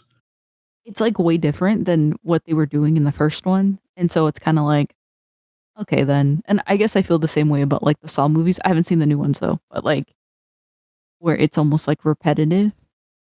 And you're like, okay, then. But there can be really good jokes, but it's I just. feel like the fourth one's literally the best that shit has to offer. You haven't seen the other ones. I mean, that's the first statement, I guess. I forgot there's a good kill in the third one where a guy gets his dick cut in half, but that's about the only interesting kill. He's like doing a handstand down the hallway because he's bored and high, and then Jason's just standing there like looking at him, and he just machetes straight through his dick to his like belly button. As one does, I guess, you know? As above, so below. Friday the 13th 3, bad. Don't watch. Friday the 13th 4, really good. Watch. Stephanie's opinion's wrong. I can accept this. We'll see. Did y'all watch The First Smile? Yeah, had my boy Kyle Garner. Stephanie, you watched The First Smile? Yeah, okay. Yeah. I watched Smile 2. Picks up after the first movie. Opening sequence, Smile 2, fucking god tier. I wish the whole fucking movie was that opening sequence. I'm assuming that means Kyle Garner gets got. I'm sad. You can say that's a spoiler, but there's obviously a main character in every trailer for it. And he's not the main character. It's not him. So, yeah. So like something had to happen. However, I really truly fucking wish that they kept going with that, because like it doesn't start off right after the first movie. It starts off like noticeably sometime after. And he's like walking by the snow. And if you guys remember the smile monster, creature, demon, whatever the fuck it likes to fuck with people. And it is manifesting itself beside him. And he just keeps walking straight forward, doesn't give a fuck. In one of the best show don't tell scenes I've seen. Because it instantly tells you, all right, it's been fucking with him for a while now. He has been doing this so long that he's just not affected by it. And he's a man on a mission. And what he's trying to do is he's trying to pass on the fucking smile creature to bad people. And I think that idea is fucking genius. Unfortunately, the movie does not go that route. It does have some pretty cool new ideas. It has a lot of really cool set piece scenes that are very creepy. I just don't think this movie lands the ending. And it's very unfortunate because if you've seen the trailers or you've even have a basic idea of what this movie is about, there is a very obvious like final sequence that is going to happen. And so with that in mind, anyone watching this movie is going to be like, okay, I'm connecting these dots. I'm putting these step by step. And there's a point in the movie where you think you've figured it out because you're like, okay, this makes sense. It's going to happen like this, and like this. It's nothing amazing, but it's a pretty solid path for this movie to go to. And it's been building up to this, and then the movie decides to go, fuck you. And I don't know if it's like the movie trying to be different or unique, but I don't think it lands the mark. Despite all that, though, it is still a pretty fun movie. It is still enjoyable. I just don't really like rug pulls. And this movie definitely has a rug pull. Because I just feel like that's lazy. Especially when if you guys watch it and you get to this part, you're going to be like, oh, yeah, this works. This fits this narrative. And instead they're like, nah. It almost feels like someone guesses a movie ending or a TV show ending and the writers get mad, so they switch it just so that you're not right. Type of deal. But despite that, to be fair, what? The first Smile movie wasn't like a masterpiece, but it was pretty okay. But that's what I'm saying. I like that. I like that it didn't like it knew what it was and it committed to it and it did that. This one, it feels like it tried some things that they worked. It was pretty good. And then it's going somewhere and then it's like, aha. And again, like it's still not bad. It's just okay. And I don't know how they do a third one. But they probably will because this franchise is making money. So. Smile 2, though. Robert approved. It is Robert approved. I only got one movie left, Jake, so take it away. Fuck, what did I watch? Oh, yeah, so I watched the original Wicker Man with that guy who was in Lord of the Rings. Oh, so not the Nick Cage one. I've only seen the Nick Cage one. This movie is so fucking good. Like the original Wicker Man with Christopher Lee. Like this movie goes hard. Christopher Lee, oh my gosh. Anyway. How old is this movie? Like late 70s. Huh. But like, I don't really know what the Nick Cage Wicker Man's about, but this one's about like a cop gets a letter about a missing girl on this island off the coast of England. This like Scottish island or whatever. So he flies a like boat plane over there and then like starts investigating and shit. And everybody's weird and they won't talk to him. And they're all kind of off, but like they're not like typical horror movie off. They're just kind of like weird people. It's not like overtly culty, but they won't answer his questions or whatever. And they're fucking being weird and dismissive about the missing girl case. So like pissed off and mad, Mr. Cop Man decides to like get a room for the night. And then the entire bar starts singing a song about fucking the innkeeper's daughter. And they're like wink, winky, nudging him the entire time. And he's like engaged and also a devout Christian. So he's also a virgin. And it's like that entire sequence is really fucking funny. Like, because he exits the inn because he's getting pissed off. And then there's just a bunch of people fucking in the park. Just raw dogging in the middle of the fucking night at this fucking public park. And he's just like, huh. And then he just goes back into the inn. Okay. And then he's like trying to go to bed. And then in the room next to him, the innkeeper's daughter like starts getting naked and then singing a song about fucking and is like gyrating and like grinding up against the wall so he can like hear it. And he's just like cornily sweating and losing his fucking mind. And it's such a fucking violently weird sequence. but it's also really fucking funny. Like he just starts praying because he's like, "Fuck, bro, I'm being tempted by this really hot Scottish weird woman that this entire town really wants me to smash." Good movie. So it's very similar to the Nick Cage Wicker Man. It's just got a little bit of tweaks, which makes sense. Because have you seen the Nick Cage one, Stephanie? No. Oh damn. Is there a focus on music in the Nick Cage one?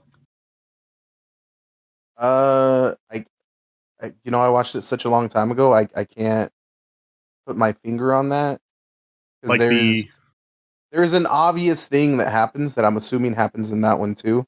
That's the main set piece that most people remember from the movie. Well, like this movie's almost like a musical because the entire town is like constantly singing songs about their like weird culture and shit, and they're all fucking bangers. Like the original soundtrack to this movie is fucking amazing. I mean, I'm kind of sold on that. Quick question. What?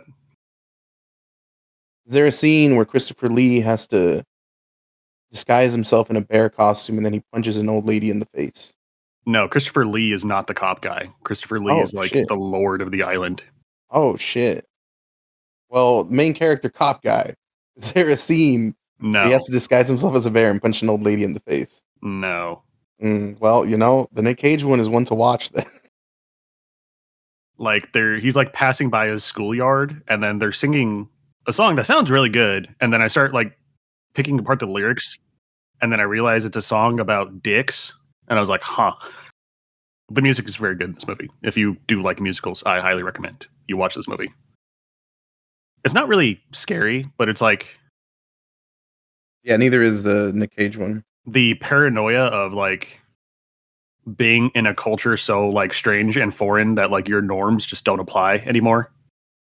Because he's like losing his mind as the further he investigates the island, because they're all pagans. Yeah, like Midsommar reminded me of Wicker Man with Nick Cage. Would you say there's similarities to this Wicker Man? No, because like the people on the island in Midsommar feel overtly culty. In this movie, it literally just feels like it's a different culture.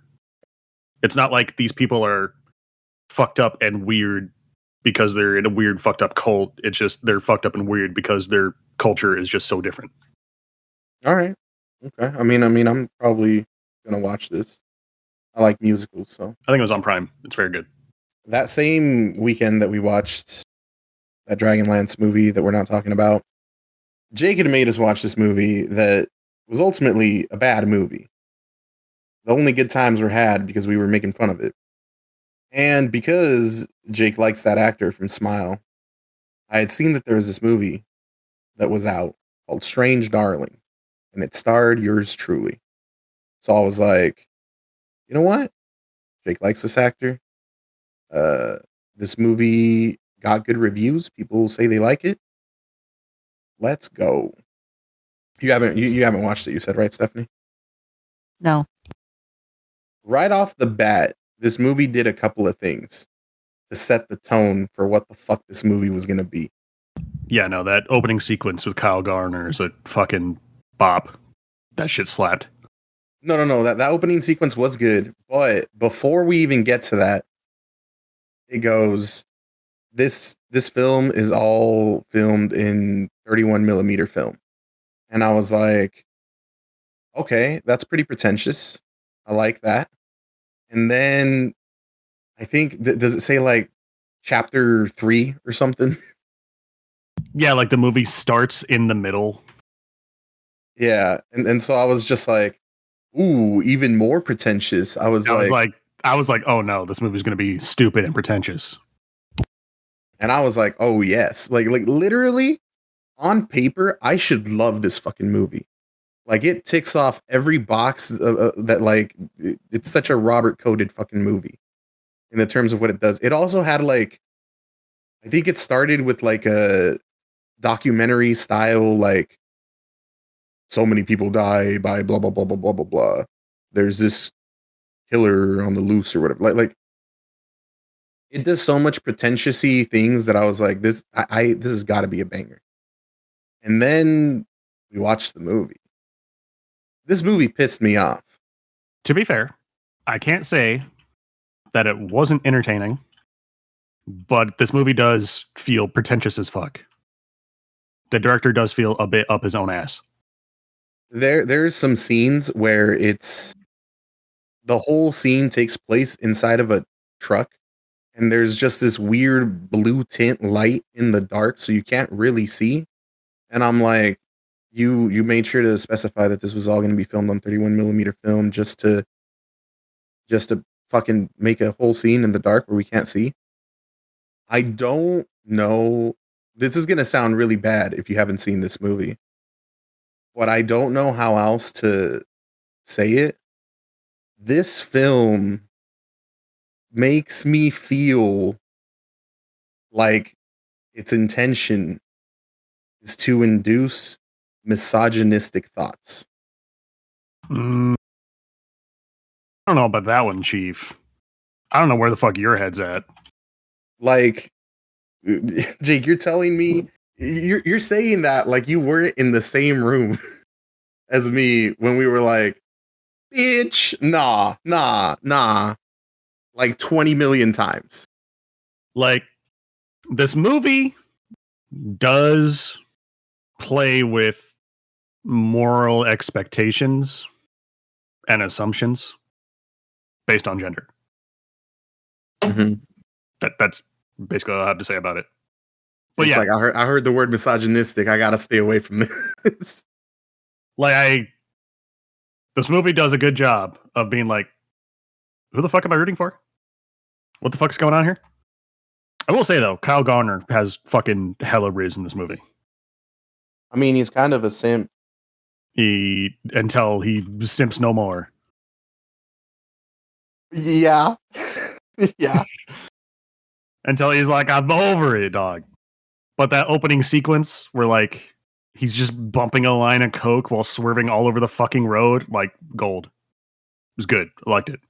A lot of maybe intentional or accidental comedy in this fucking movie, just based on the absurdity of the shit that's happening. And here's another thing, Stephanie. So this movie, it does this thing where like it ends. It's over. That is where it should end. And then it doesn't end. And then you're like, oh, okay. Well, oh, okay, so this is the ending. And then that's still not the ending. And then you're like, oh, okay, here's the ending. And then that's still not the ending. And then there's a pretentious, I don't know whose fucking idea it was, long shot of that I don't think needed to be in there. I get why it was there. Apparently people like movie buffs absolutely love this fucking movie. I just think that's not you or I. Yeah, this movie was... I don't think it's bad. I just think you got to be a certain kind of guy to be into this shit, and I'm definitely not that guy. Like I said, I think I would love to hear your take on it, Stephanie, but if you don't want to waste your time with this movie, I totally get it. I said it wasn't a bad movie. I just don't think you or I are the type of people to fuck with this movie. There is a very, I find disgusting scene of people making breakfast with way too much fucking... Oh, no, that fucking breakfast scene is so good, bro. He melts an entire stick of butter and then cracks 2 eggs into it. There's a lot there that's kind of wild. Like, yeah. That was gold. Love that scene. I want to see more of that shit. Make more disgusting breakfasts that I could be like, ooh. America. But yeah, that's Strange Darling too. I think you have one last one, Jake. Oh shit, yeah. I watched Puppet Master with some of my homies for Halloween. This movie's fucking amazing. Like, this movie is so stupid and schlocky that I fucking absolutely love it. Like, there's barely a plot to the movie. It's like basically the plot is there just so the puppets have an excuse to kill people. Like, it's a slasher movie where there's a bunch of puppets with their weird special abilities that they use to kill people. And there's like one puppet that just has really big hands, and it's clearly like a guy just like putting his regular hand through the sleeve of this puppet. And there's a scene of this puppet with big hands just like beating the shit out of a like full-grown woman, and it's really funny. I see. So this is an intentionally funny movie. It's intentionally schlocky at the very least. Okay. Like, it's not like this is high art, and the movie absolutely fucking knows that. Watch it with the homies type deal. It was a watch it with the homies type deal. We could not stop laughing. This movie was a good fucking time. And there's just like a lot of insane bits. Like some of the kills are just absolutely fucking nuts. Like it's like there's a puppet who just has knives for hands. And I was like, I don't know why you built a puppet with knife hands, but okay. There's a puppet that like has a drill head for some fucking reason. There's a puppet that like vomits leeches. And she like kills a guy by puking leeches onto his chest while he's like tied up because his wife was gonna like do some rough fucking. Bro, did fucking Sid from Toy Story make these puppets? Bro, like there's a lot of insane shit in this movie. And they like reuse a scene like 3 times. Like they just replay the scene.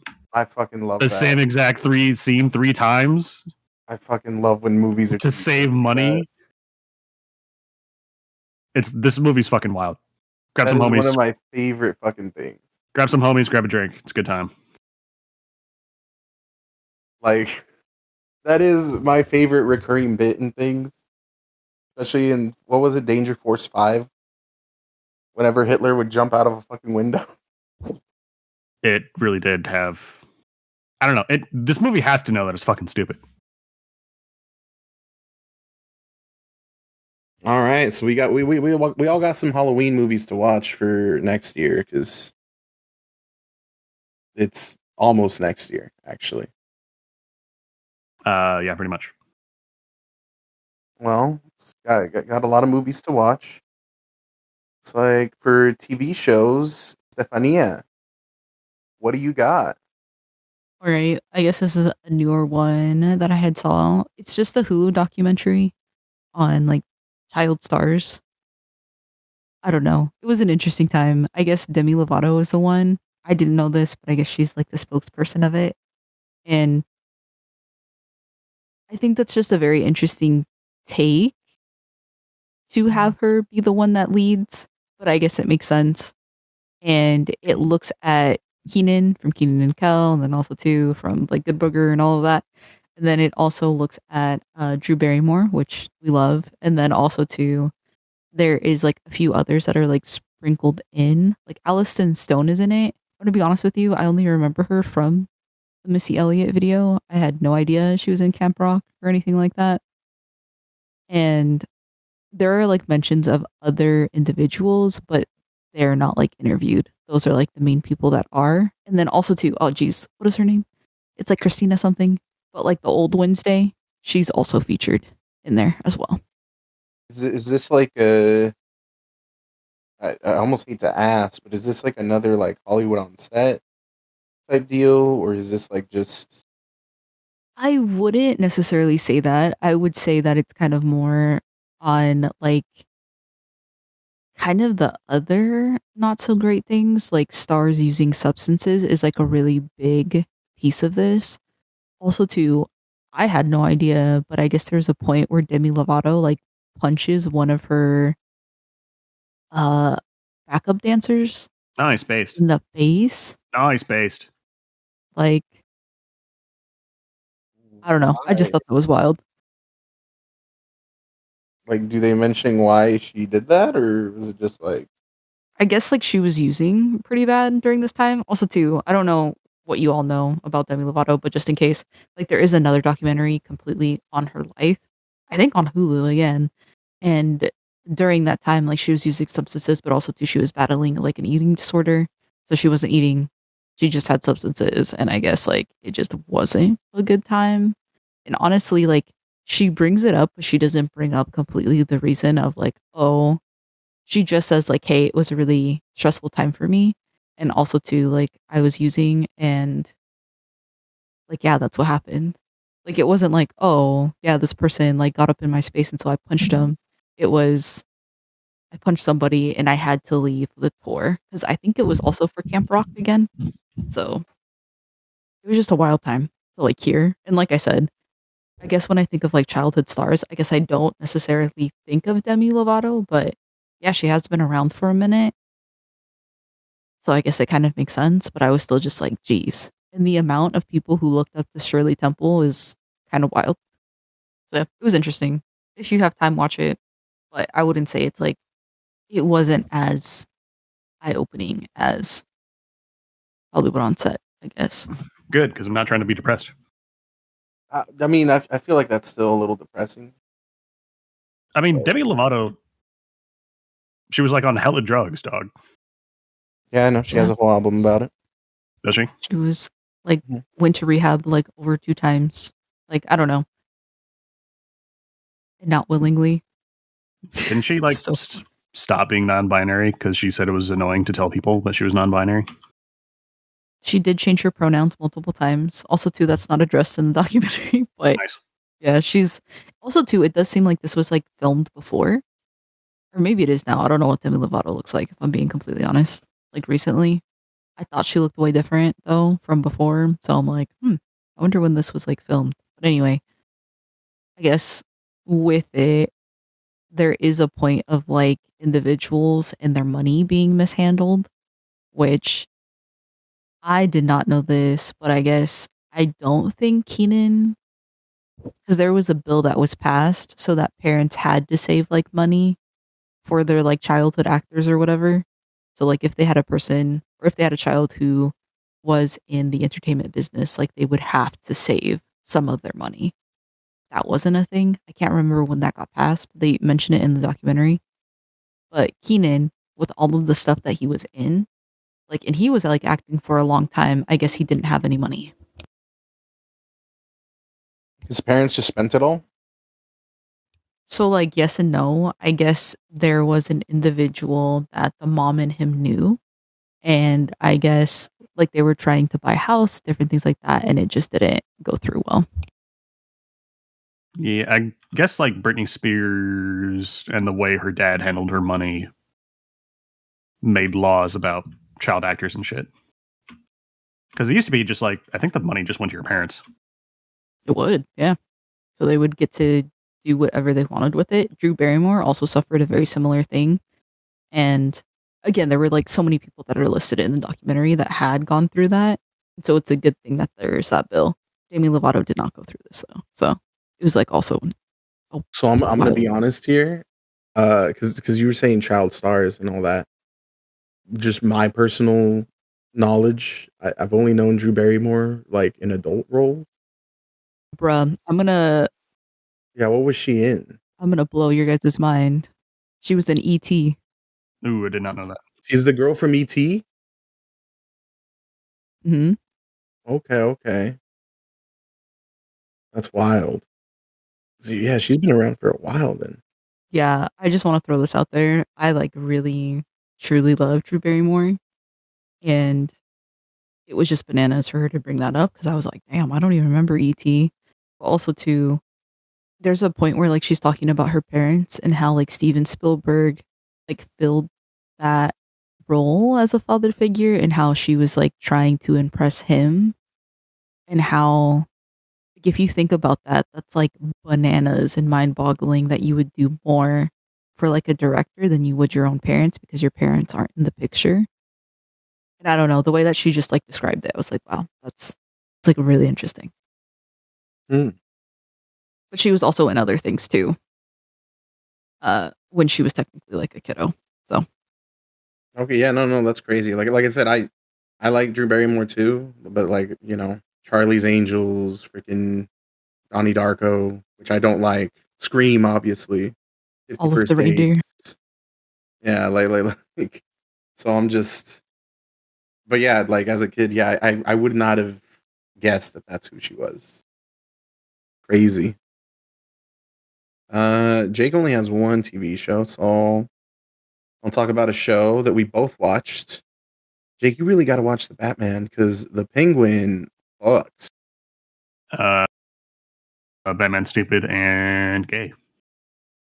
The Penguin is a shocking dub for DC right now, at least to me, because I was like, I figured it'd be all right. I figured, Colin Farrell's cool. They're gonna act this out. It's gonna be like a little side story, uh, prequel to the Batman 2 that's gonna build things up. I don't think Batman is mentioned once throughout the whole show. Is he? No idea. Stephanie? Wait, what did you say? Like, is the Batman mentioned in the Penguin? Yeah, like I don't think he's mentioned at all, is he? I don't think so. But again, yeah, I don't know if I was really paying attention. Let's see. This show is a fucking masterclass in, for one, like introducing characters, but I feel like the show The Penguin makes the movie The Batman better, which is wild to me. All the acting is great. All the set pieces are amazing. Gotham feels like fucking Gotham still, which if you haven't seen the Batman, Jake, you haven't seen what Gotham can really look like. How much 10 out of shittier it can 10. get? 10 out of 10. It's not to steal the words out of fucking Cosmonaut's mouth, but yeah, Gotham does look like Bruce Wayne can't fix it with money. Like that, like you need Batman in this fucking Gotham. You can't fix it. Too broken. And the Penguin really leans in on that. And it makes you feel for a character, and it shows you how he became who he is, and then it makes you fucking hate that character. Like 10 out of 10 storytelling. This show is going to be talked about for years as like it stands on its own without it being a part of the Batman universe. Like if you know nothing about Batman, you could watch this and you could still enjoy the shit out of it, which is crazy because it also does still make the Batman feel better and cooler, and it builds that world more. So it's wild to me that it can do both those things at the same time. And it feels like a movie. Like, well, I guess it is an HBO show or a Max show, but there's definitely money in here, as you can tell by the cast, but solid fucking show. Stephanie, do you have anything else to add about the Penguin? No, I don't think so. Then I guess Jake, tell us about what you watched. So, I've been watching a little bit of Dan to Dan. It's all right. I'm so mad because What? you guys have the same fucking opinion on Dan to Dan. What do you mean we have the The same opinion on Dan to drama Dan? that came out about that? Anyway, Huh? I said, but the drama that was going on about that? Anyway. Oh, from the first episode?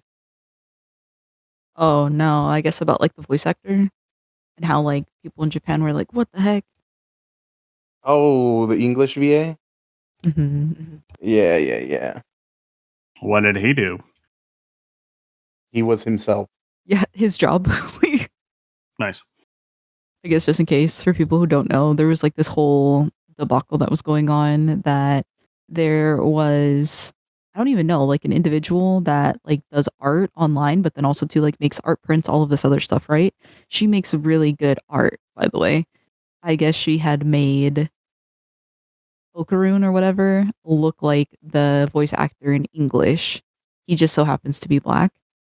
And people in Japan had saw this and were like freaking the fuck out and were basically saying, not all of Japan, I'll say this, but how that was not portraying the anime in the right regards, right? Put this in quotation marks, but it wasn't. That it was blackwashing. Yeah, but also too, like it wasn't. I don't know. I don't think like she was trying to be like, oh yeah, like this is true to what the anime is. Like she's just making art. So it's just a wild thing. And the voice actor said, "I'm black," and that apparently caused drama. Bro, but tell me why. I did not know he voiced both sides of Okarun. I feel like that was very clear. Man, I didn't get that. Anyway, here we are. So But yeah, which to me is so wild. But here we are. I know. I do think it's fun. Like it's a very exciting show. So far, like I have a beef with like Jujutsu Kaisen because the rubber banding tone is weird. Like there are very serious things going on, but then the show wants to like tell bad jokes every couple minutes. So like there's like a weird goofy rubber banding tone that I feel like fucks that show up for me. Takes But issue with Full Metal Alchemist Brotherhood, but okay, continue. also the same problem with that fucking show. But Dan to Dan is pretty light the entire time. What episode are you on? Just got past the dancer's backstory. Oh, okay.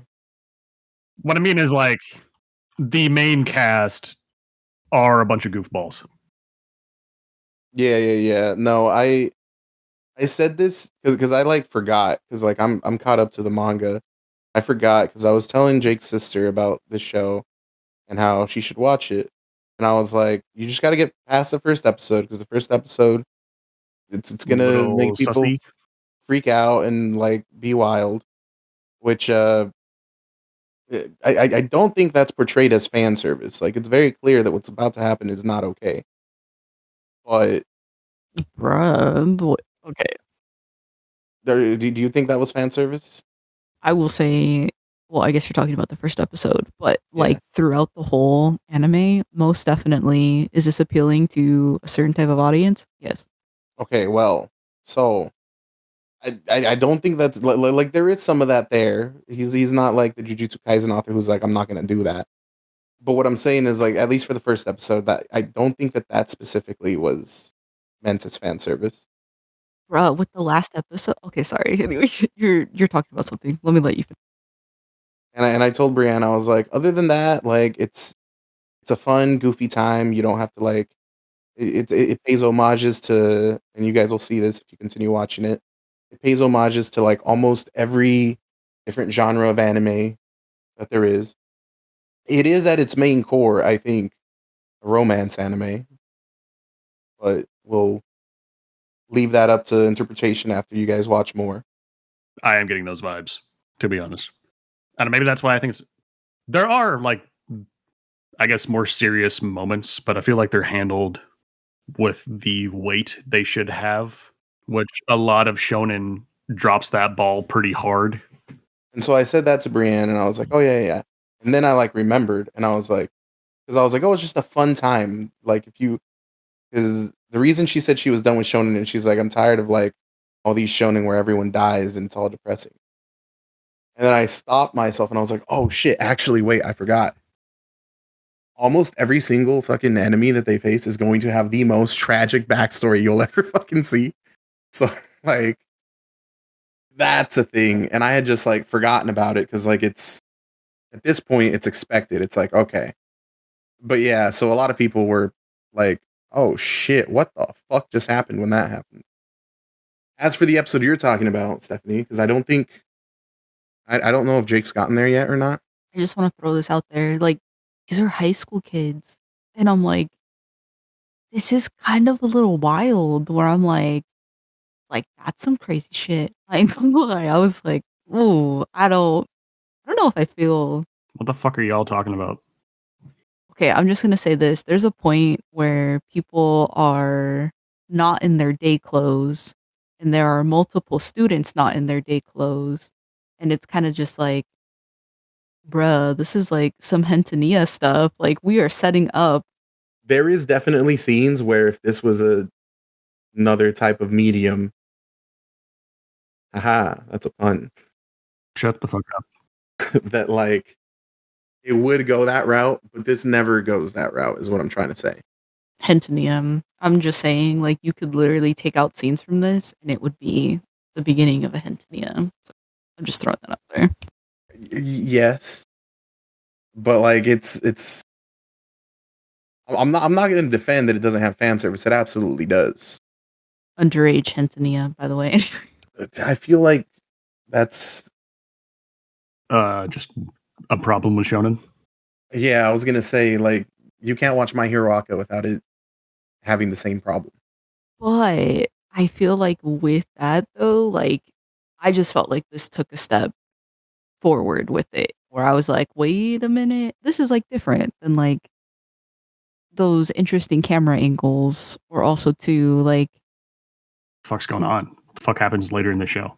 bruh, like, I just need you to watch it too, like, just, oh man. Anyway, what I'm trying to say is that I get what you're saying, and also too, like, I understand it, and yeah, like, for people who have been watching anime for a while, it's like, oh, okay then.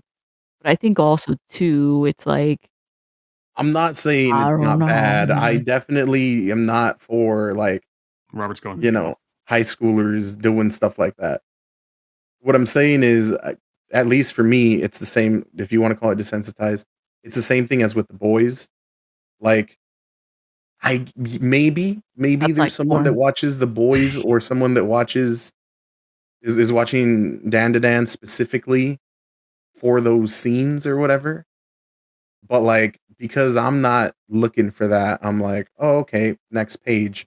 And then there's like, you know, a whole 100 pages before something like that happens again.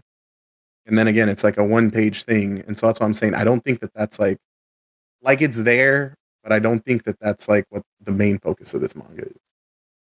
Actually, though, like, yeah, I guess like the first episode and that is like similar. It just takes it to a different level where it's like, all right, hold on a minute. That's all I'm saying. Anyway, besides that, I really did like the backstory to one of the villains. I was like, oh, that is like so sad. I was not expecting this. And I do like that it's actually just like a rom-com most of the time. Like the two main characters do have a lot of charisma and chemistry.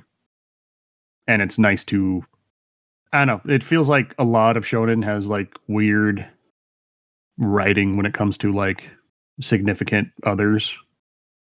Like, where the fuck is the romance in Naruto? What the fuck do you Sorry? mean? What the fuck do you mean? I don't know, because like Sakura's just trying to get Sasuke's dick the entire time, and then it just happens. And off screen out of Naruto's nowhere. trying to get Sasuke's dick, bro. Shut the fuck What up. do you mean? Too, but anyway. And then him and Hinata just fucking hook up out of nowhere, and it's like, cool, they have kids now. I was like, okay. What? They don't hook up out of nowhere. Hinata's been there the whole fucking time, and she's I guess. always like Naruto. Whatever.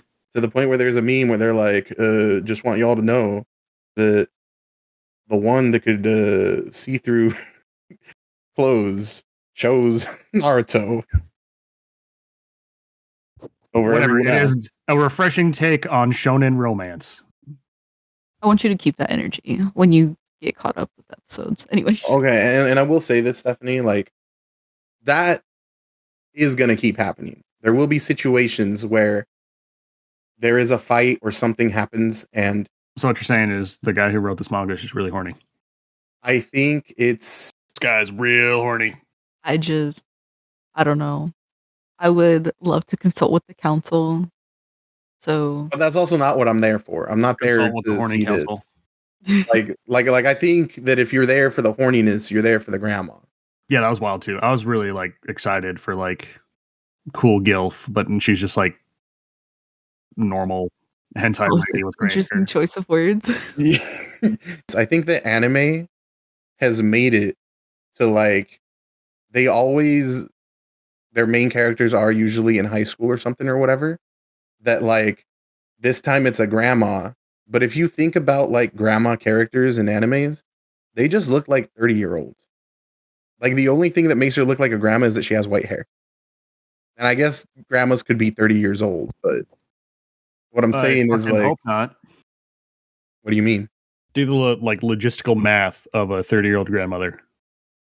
I mean, I'm sure they exist. I don't mean like 30. I mean in the 30s. Even though it's not much better. What I'm saying is like she doesn't look like she has no wrinkles. How old is she supposed to be? That's what I'm saying. That's why I'm super disappointed. The freaking Turbo Granny, Yeah, there we go. she looks like a grandma, I guess. I was like, finally. I think the art's really cool. It is a good looking show. Yeah. I don't really have that much to say about it. It's good. Better than most, I would argue, so far. But like, I hate shonen, so like, I guess that means this is really good if I think it's good.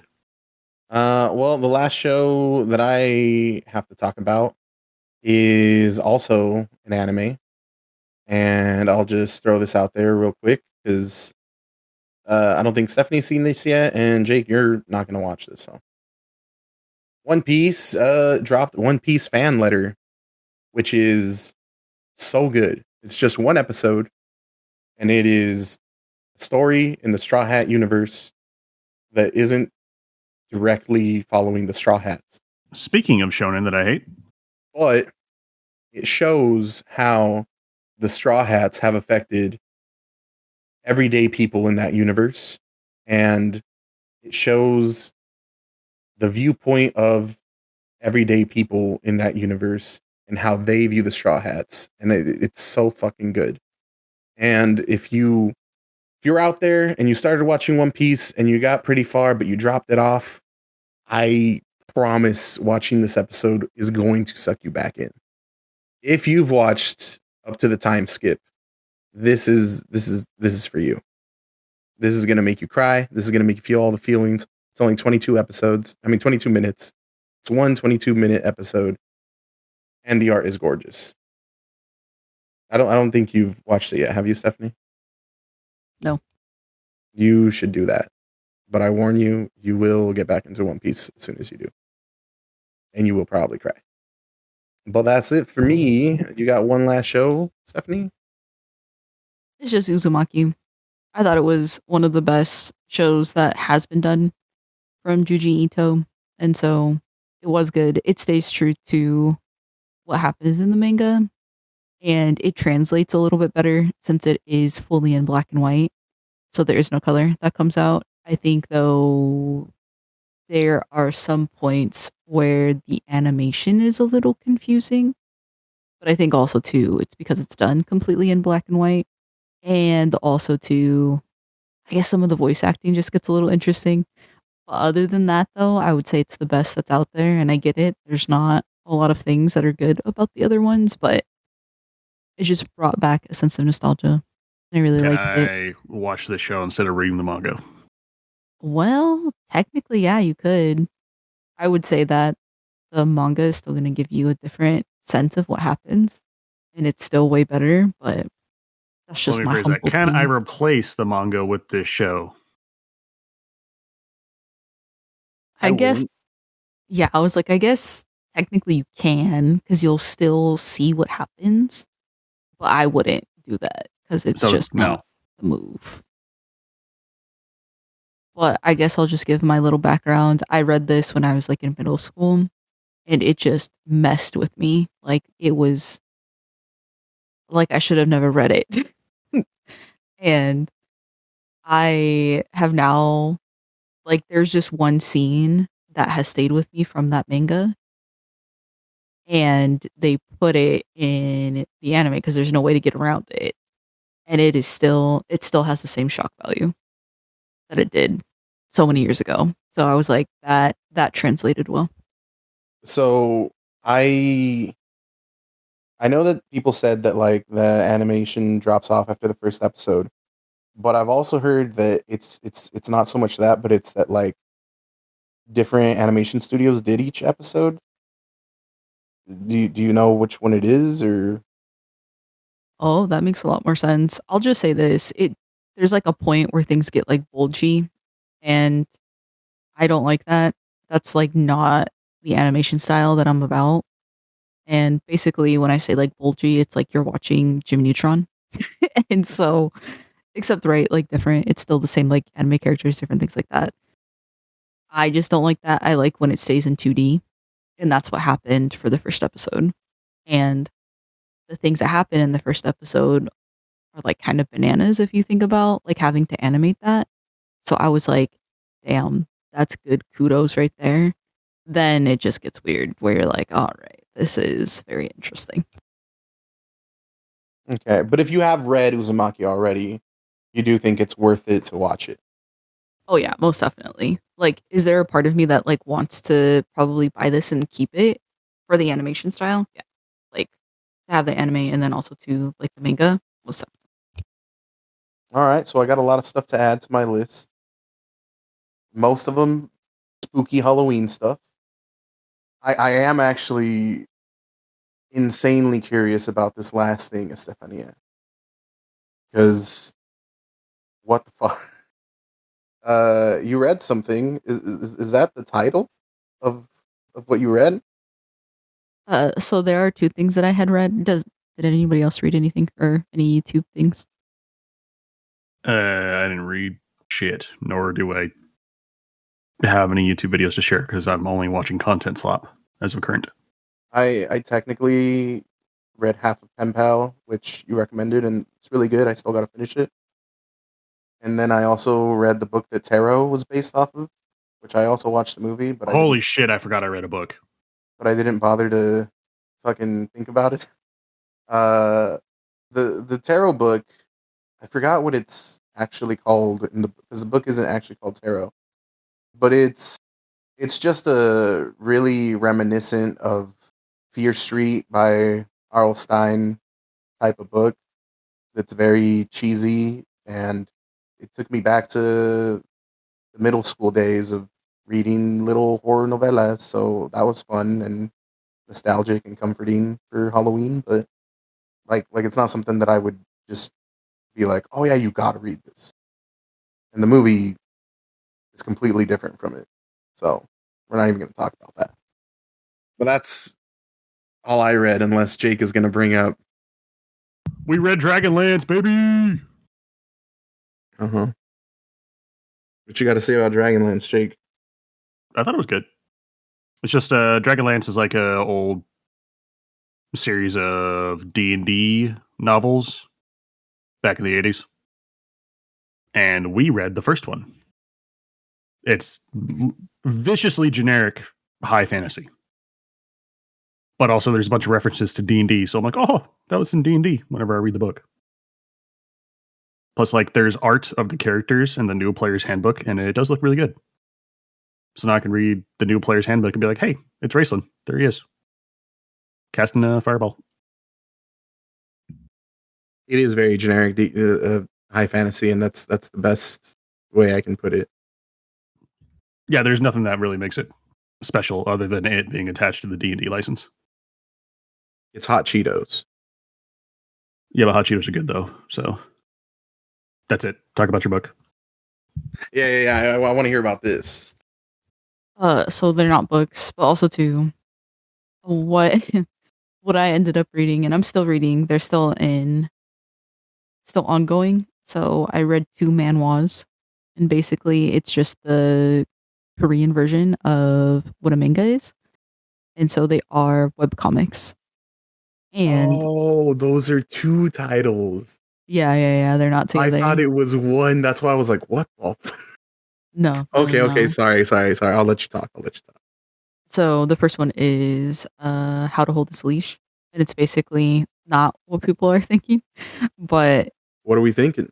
I mean, but it's basically just about two main characters. They work actually in a corporate office, and he's like a complete asshole, and she is like talking in the beginning how he makes her life so miserable, and basically like he's like a CEO position, right? And she is like a project manager basically. And so all of a sudden there is like this weird triggering event where he is like being too mean. And I guess there are like these dog angels that come down and are like, hey, yo, you need to start being nicer. And if you don't, you're basically going to like turn into a dog. And she's going to be the one that's going to help you with that. And so it's actually really cute animation. It has nothing to do with The- BDSM or anything like hold on, that. hold on. Does he in fact turn into a dog? He does, in fact, turn into a dog. There's a new fetish I've been seeing where Just like we were saying about Dan to Dan, that there's this type of person that is there for the specific aspect of that, even though sounds like what it actually is a romance tale. I think this might actually just be fetish bait. I think you're trying to sell me on fetish bait. I'm sorry, but nobody like pops up and is naked. There's no like magical transformation. Oh, for so this the person dog coming has back. clothes. The I dog isn't mean, naked. The dog has clothes, right? That's what you're saying? technically, yeah. What do you mean yeah, technically? Do they have a leash? Is that it? Does she call him a good boy? Oh, you know what? Anyway, we'll come back to this. Crazy. So there's another one that I'm reading, and it's called Press Play Sammy. It's actually kind of depressing. But basically, it follows like this girl. Her parents end up dying, and she actually came from like a pretty, I guess, like high socioeconomic status in Korea, and then all of a sudden, parents die, and then the uncle, which is like the power of attorney or executor of the estate or whatever, is like it's all your fault. And so she ends up leaving, and basically she is still in high school. She's buying everything that she can for herself, and then she goes to a completely different school, like everything. And so you get to see like what she goes through, and it's still ongoing. So I have no idea exactly what happened or how the parents die. They get into like a car crash. You know that in like the beginning, but you don't, I guess, understand the circumstances of what she exactly did or didn't do or what the heck is going on. So it's an interesting one. But anyway, I would recommend both of them. So please, people read How to Hold His Leash. Please read this fetish bait. So people don't believe I'm reading fetish bait, and then they can understand. Anyway, I don't know. Can't wait till it gets animated, and then it's like, How does the furry community feel about this manhwa? you know, I feel like it's not as crazy as people are thinking. Okay, so, like let me just show you real quick. Oh, and I lied. Technically, he is wearing clothes. Anyway, yeah, I was like, Googling how to hold his leash might not have been the smartest idea. Bruh. What have you done? I hope you at least like put in like manhwa afterward. I did not, but you know, I'm glad that the guy that made My Horse Prince has moved on to dogs. What the fuck? No, it's not the same guy. I don't think. I'm just making a joke about how most of these Okay. drawings all look the same because it's, you know, they have that art style. Well, yeah, that was interesting. Certainly an episode of all time. So that means, I mean, we have finished. Oh, what is this? Does that say episode list? Is this actually already animated? Oh no, that's just what the thing said. But Yeah, it definitely doesn't look like fetish bait to me. yeah, why does he have the leash on while he's a human? That doesn't happen in the manhwa. That's just Okay. for the cover photo. Oh, so this is just the pictures you have. Mm-hmm. You just had them saved and ready to go. I searched this up for you all. Thank you very Sure much. you did. I can't really say much when the last picture I posted was of a little baby shark.